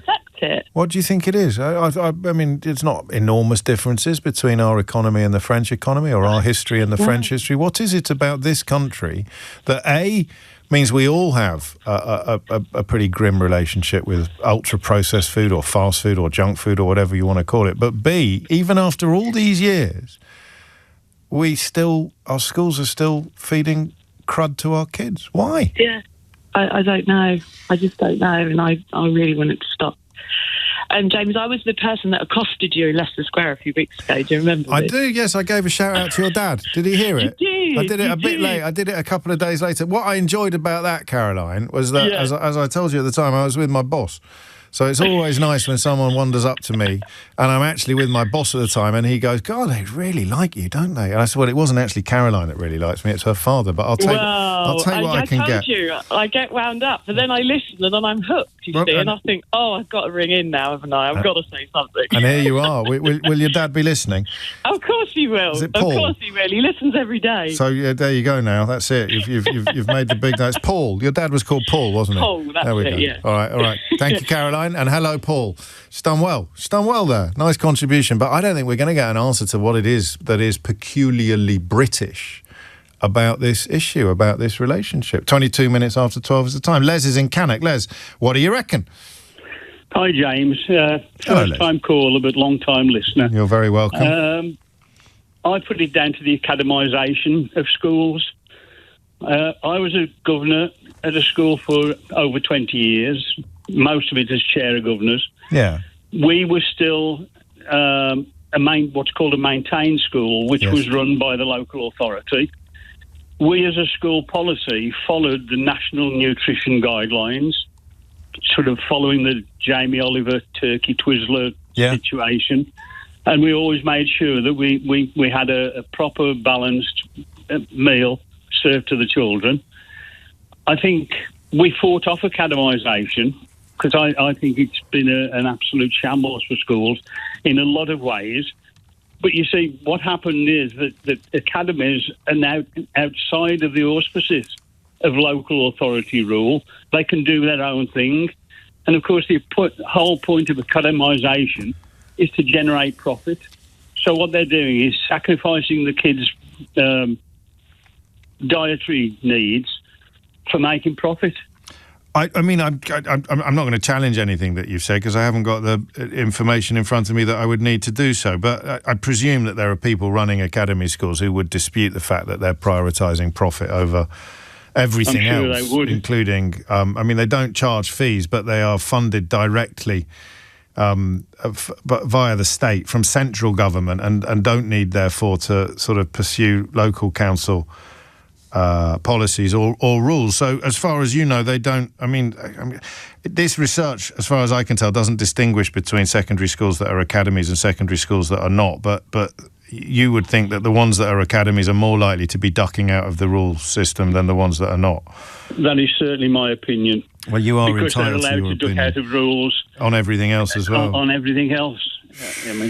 What do you think it is? Because, how much pressure from parents did you get to do the right thing? And how much of it was actually just school policy because you and your fellow governors and the head teacher wanted to do the right thing? Well, we as governors discussed it, debated it and decided it was the proper way forward. Yeah. We presented it to the parents and the only feedback that we got was totally positive. Yeah, but not... It wasn't them generating it, though. No, not particularly. You come up to me and say, we're going to feed your children healthy food. I'll go, thanks, Les. Top man. Yeah. But I'm not badgering you every 20 minutes saying, why aren't you feeding my children healthy food? I wonder why that is. It's rooted in the past somehow. Or when the kitchen's closed and most schools didn't have dinner ladies anymore, they started selling rubbish and we've never kind of turned the clock back or something?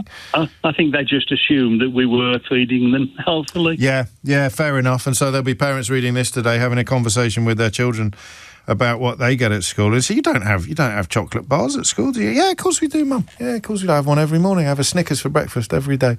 Thank you, Les. 25 after 12 is the time. Is there a British angle to this? I think there is, but is it going to be historical? 03456060973 is the number you need. Phil's in Richmond. Phil, what do you reckon? How you doing, James? Yeah, I teach in a pupil referral unit over in West London. Okay. And we've noticed that literally the students that have been getting, their behaviour is really bad in the morning, and then obviously they have lunch and they're off the rocket. So changing their food at lunchtime, like stopping all the energy drinks, stopping the chocolate, all the rubbish, just having vegetables, bit of protein.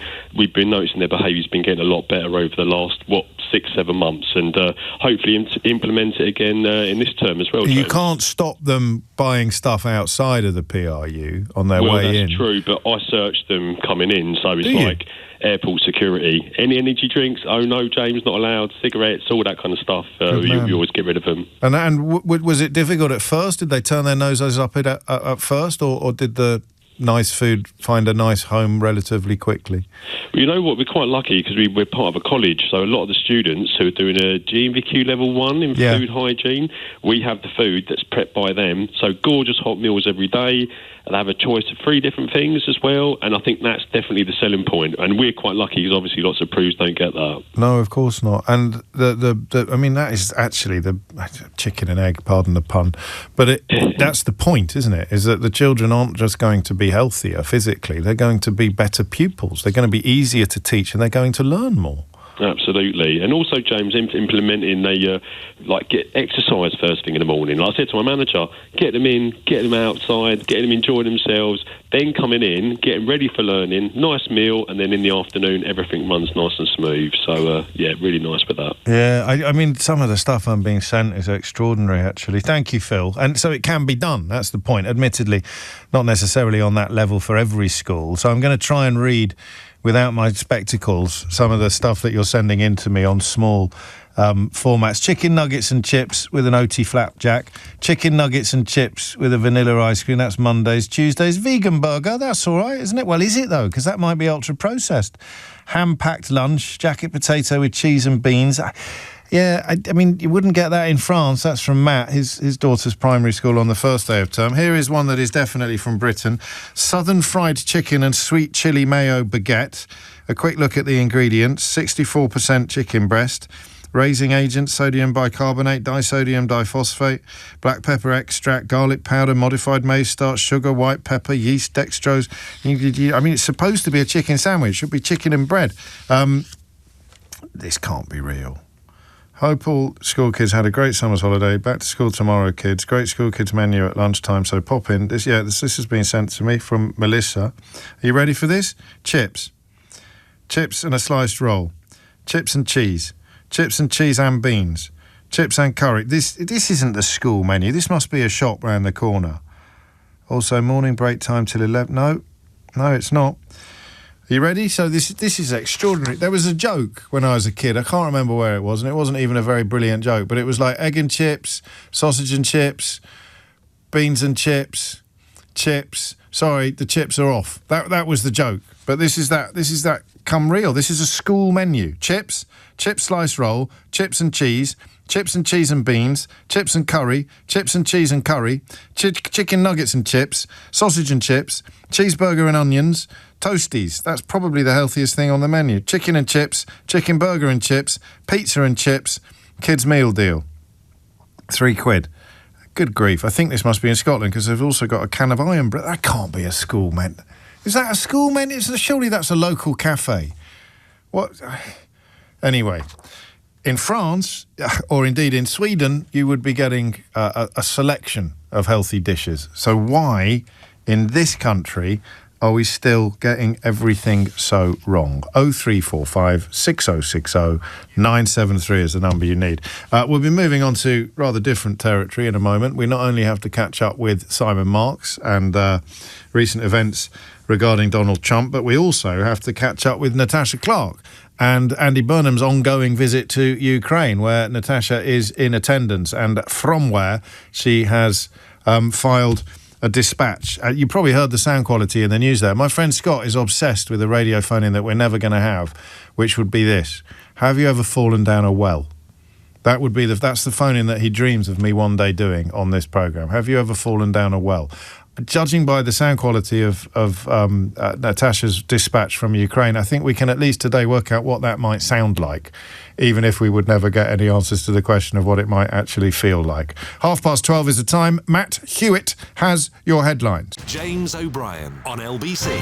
Well, not the British ones, but some of the non-British school dinner menus that you're sending me. How about this? Crema di zucca con riso. Which would be courgette soup, would it? Zucchini soup with rice. Morning snack, frutta fresca di stagione. That would mean seasonal fruit, you see, Keith, because quattro stagioni, that's your Four Seasons pizza, right? So frutta fresca di stagione, that would be fresh fruit di stagione of the season. Simon Marks is here. Before we hear from him about 2 or 3 stories of concern, I just want to play you a clip and see whether of Donald Trump and see whether you can notice the undeliberate mistake in what he says here. No taxpayer money for the ballroom at all. Did you direct Secretary Besson to intervene in the bond market? Was that your idea? Not at all. No, he's a very capable man. He wanted to do it. He's very good at it. He has a good touch.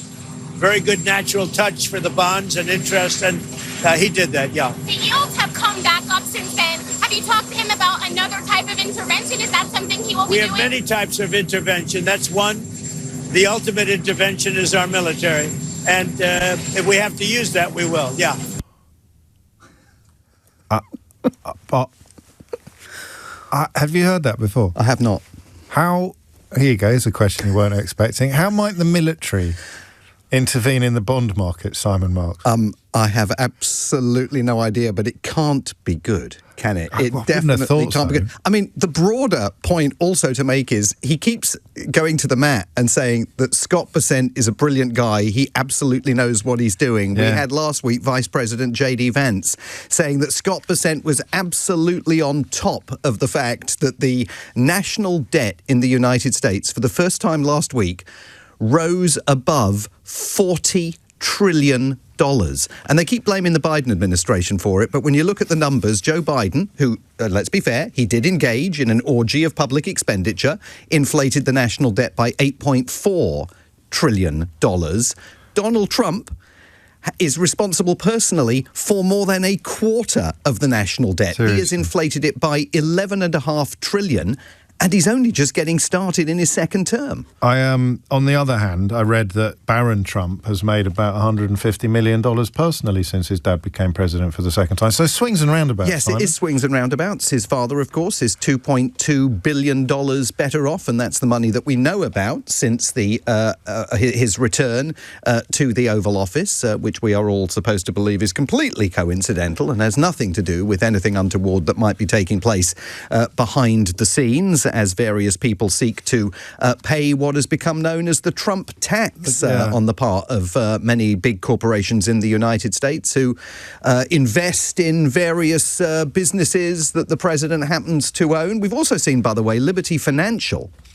You know, the big company that runs the crypto ventures that Trump engages in. That is on track officially to become a bank. I saw that. And why that matters is because it means that Liberty Financial, if anything were to go wrong, would be able to be bailed out by the FDIC, by the US government, right? Its investors would be able to would know that some of the money they had in there was going to be covered by the FDIC in the event of any kind of collapse. What he means by using the military to rescue the bond markets, I have absolutely no. I think his base view is whatever happens in any particular area of life, I can intervene with the military. If Joe Biden had said that, yes. I don't want to labour this point, but if Joe Biden had said that, it would have been front page news for a week. Yeah, but you can say that about everything that he says. At the beginning of that clip, he's starting talking about how there's no taxpayer money being spent on the ballroom. Simply not true. Well, it's not a ballroom. No. It's a secret 6-story deep underground bunker that he himself has said has a ballroom on top as a shield to protect all the stuff that's going down there. Congress doesn't even know what's going into that bunker. So this notion that we can say absolutely that there's no taxpayer money going into it is completely laughable. I've rediscovered my appetite for this. I know that you can't afford to lose yours because you're there and you're filing on it and you're writing about it. A brilliant piece in the newspaper today. Got some very good columnists at the newspaper, I must say. But I lost my appetite a bit. I thought last week you were a bit off it. I got a bit battered by it, and now I'm rediscovering my appetite. And yet we're here to essentially run through the greatest hits being reprised because he's been arguing with Mark Carney again, and he's been, well, this is an interesting tariff-based story. And I think we have to retain interest in it because we're now 73 days, 72 days and before the midterm this is where elections, the pips could really start squeaking. where things really could start getting very dramatic. I mean, Mark Carney has schooled every leader around the world, perhaps with the exception of Giorgia Meloni, in how you actually stand up to Donald Trump. Because what the Americans appear to have been trying to do in those trade talks late last week into Friday, and remember that at the beginning of the week, we all thought the trade talks were going to result in a deal. Both sides were talking it up. And then the Commerce Secretary, Howard Lutnick, appears to have injected into the conversations a whole load of absolutely, from the Canadian viewpoint, outrageous demands that were going to include the United States having basically veto powers over any third-party trade deals that Canada wanted to strike. Say Canada wanted to engage in a trade deal with the UK, the Americans would have veto powers over it. There were elements in these propositions from Howard Lutnick that suggested that the United States wanted to force Canada to water down its own sovereign laws about how much French language content needs to appear on Canadian television.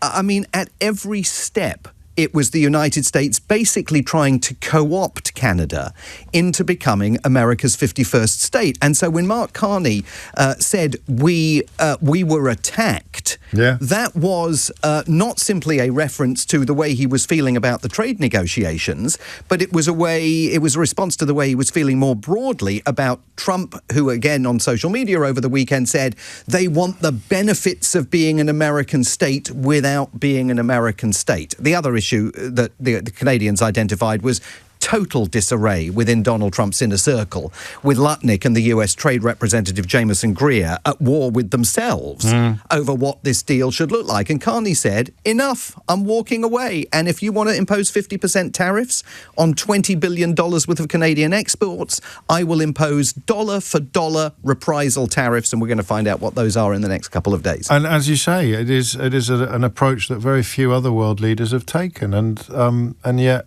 they could. And the interesting thing is that Carney's opponents domestically rallied around him. That this notion that Canada was being beaten up, that its sovereignty was basically being called into question by the United States negotiators and then on social media by the president himself, led to people that normally would have, been pretty pugnacious in their criticism of Mark Carney. Exactly. Saying, we got to rally to the Prime Minister. The national interest. And there's a lesson in that for us here. Yeah, although I'm not sure the people who need to learn it are going to be paying much attention. Certainly, I mean, you can't imagine Nigel Farage ever doing anything that might upset Donald Trump or involve showing loyalty to the British government as opposed to a foreign government. But conversation perhaps for another day. And the other piece of the recurring nightmare, of course, is media. Relations with the media. And this is an absolutely extraordinary story about the US military newspaper, Stars and Stripes. It is a big deal, this, and it's not being made enough of. It's the most blatant attack on the free press that we have yet seen by the Trump administration. The Stars and Stripes is America's military newspaper. I cited it the last time you and I were sitting here talking, when we were talking about the catastrophe that was taking place on the USS Abraham Lincoln, with sailors having to be restrained from throwing themselves overboard. It was in the pages of the Stars and Stripes that much of this was being reported. Now, it is a Pentagon-funded newspaper, but it is by law editorially independent. It's independent of the military chain of command. And anybody that knows anything about the Stars and Stripes knows that it has quite a storied history of publishing things that successive governments have not wanted to read in a newspaper that public funding was paying to produce. But they have recognised that it was editorially independent of the Department of Defence up until now. And so as a result of the publication of stories pertaining to the USS Abraham Lincoln and revealing that the Iranians actually did very serious damage to a US military logistics base in Bahrain, and it has proved very, very difficult for the United States to restore that logistics base to operation. It was military strike by the Iranians. It was the problems at that logistics base that led to the food shortages and other supply shortages on board the USS Abraham Lincoln and the USS Tripoli, and perfectly possibly on other vessels as well. Hegseth, of course, the Secretary of Defence, denied there was any shortage of supplies on board those ships. Stars and Stripes had the reporting, they had the receipts to prove that there were indeed shortages. What's happened?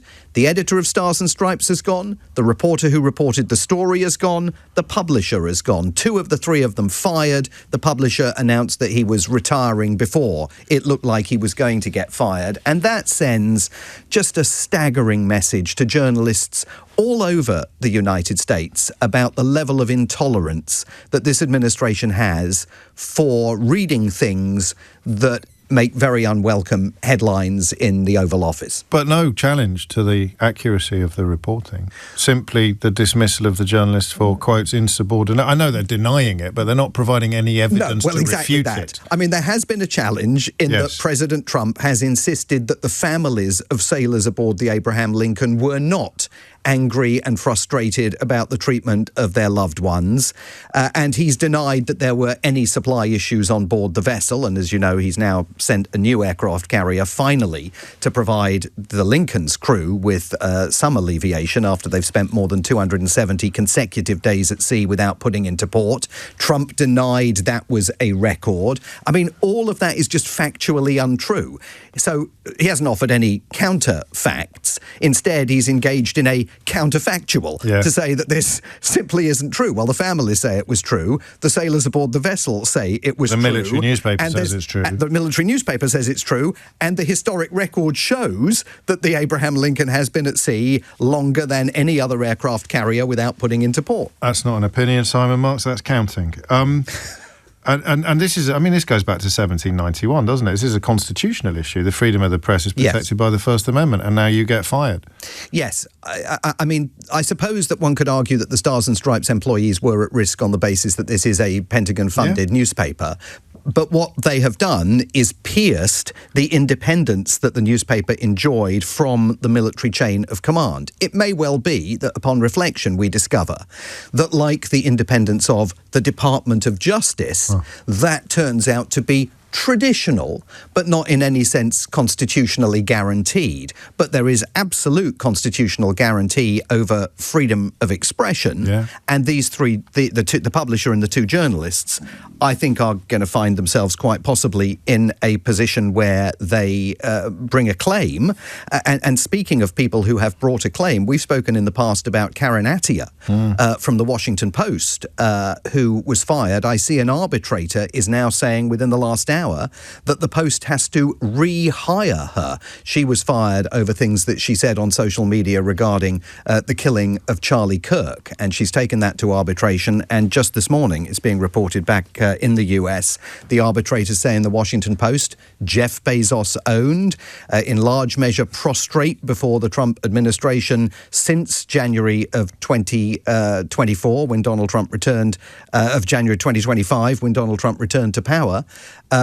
Jeff Bezos is now facing the prospect of having to rehire this columnist who was fired over things that she said on social media that she argued, of course, were also constitutionally protected by the First Amendment. And which would have upset the Trump inner circle. I mean, it is extraordinary because, once again, and I don't think it doesn't... I don't think it is a problem to be repetitious because, once again, two things occur to me. If any of this had happened under Biden, it would have been on every front page in the country, possibly the world. And crucially, of course, these are the people who insist that our freedom of speech is being compromised. That's the bit that boils my blood the most. Absolutely. And will continue articulating those claims about the UK and freedom of speech being at risk. We're talking today, of course, about these TikTok videos glorifying police violence and why on earth TikTok even allows them to stay up for a second, much less takes them down. This is a US administration that goes to the mat over the freedom of tech companies to do whatever they want, no matter how irresponsible the content is that they are promulgating. They talk about freedom of speech here while trampling, riding roughshod constitutional carnage. Absolutely, on a continuing basis. The mind boggles, and that's why we must never lose our appetite for reporting it, and that's why we're always so grateful to have you here to do so. And you really are here, because you're back at 4 with your own show. Standing in for Tom Sawbridge at 4 o'clock. Are you going to go and have a little snooze, or are you going to be... I might go and do a bit of reading, Put your feet up. I'd have a kip. It's 12:48, Simon Marks with you there, bringing you up to date with stories that are not getting the coverage that they should be getting, because it's just endless and it never ends. It began with a throwaway little clip of Donald Trump threatening to bomb the bond markets. I don't think that's an exaggeration. A military intervention to somehow impact on the bond markets.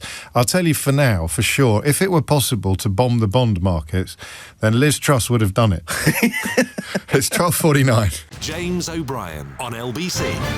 Is the time. I think I may have misspoken when I suggested that the rest of the United Kingdom would be similarly suffering from the malaise described in English schools today with regard to school dinners. The Scottish scenario certainly seems, from what you have sent to me, to be much, much better. I'm particularly drawn to what the Super Tatty's Tasty Tray might involve. I may never find out.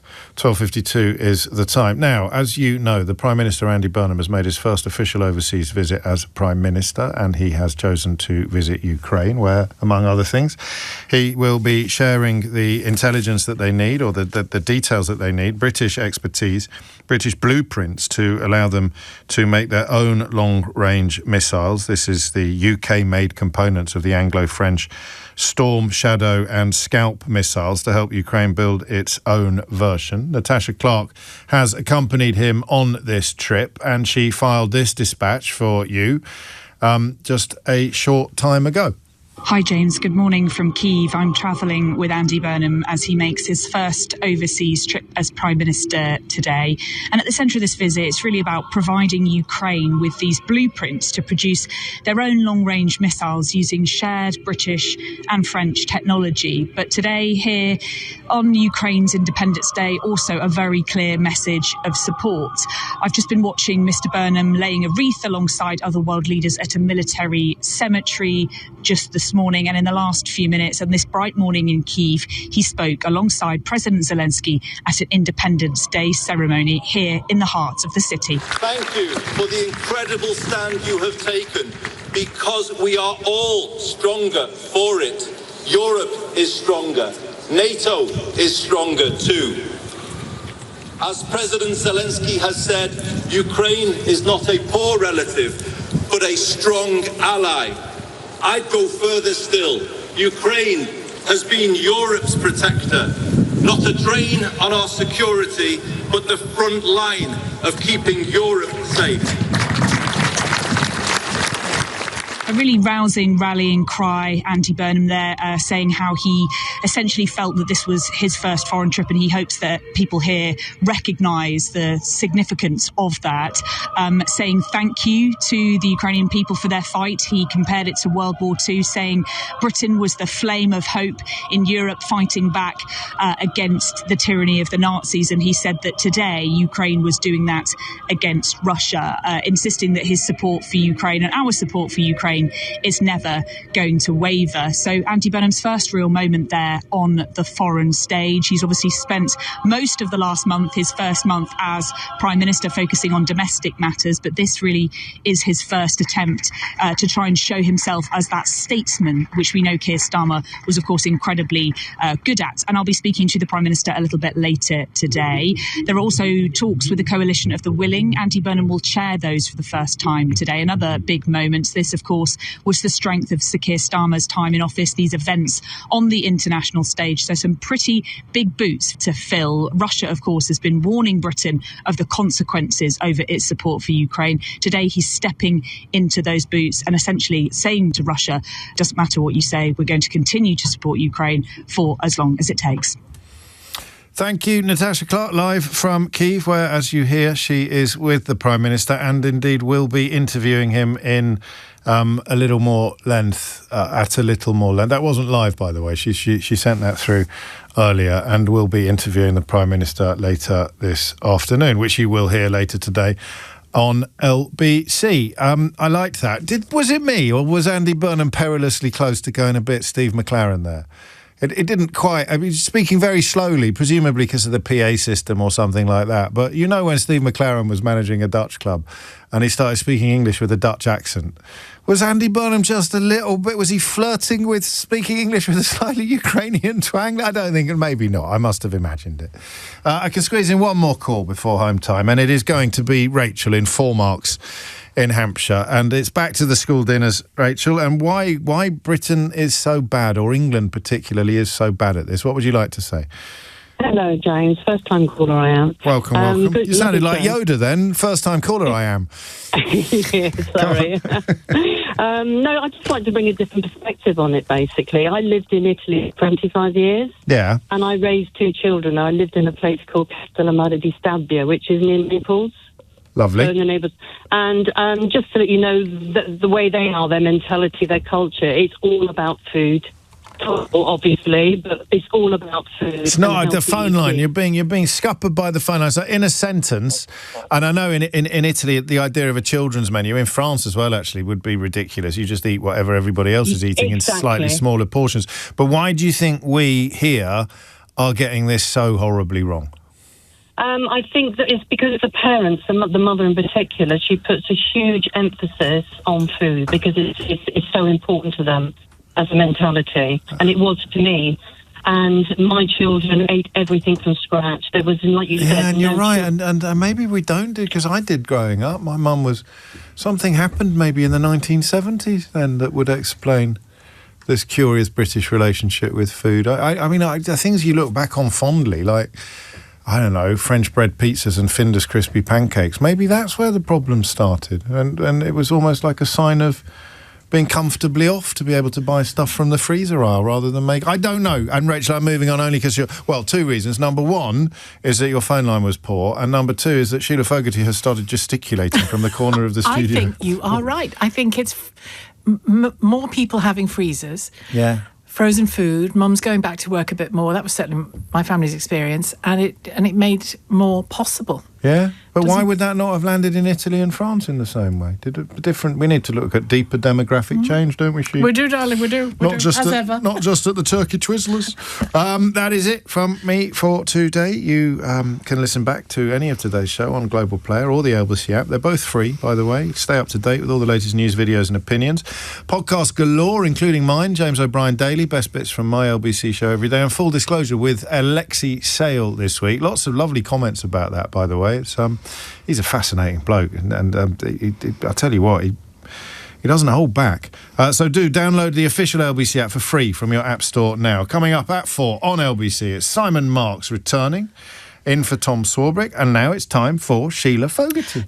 James O'Brien on LBC.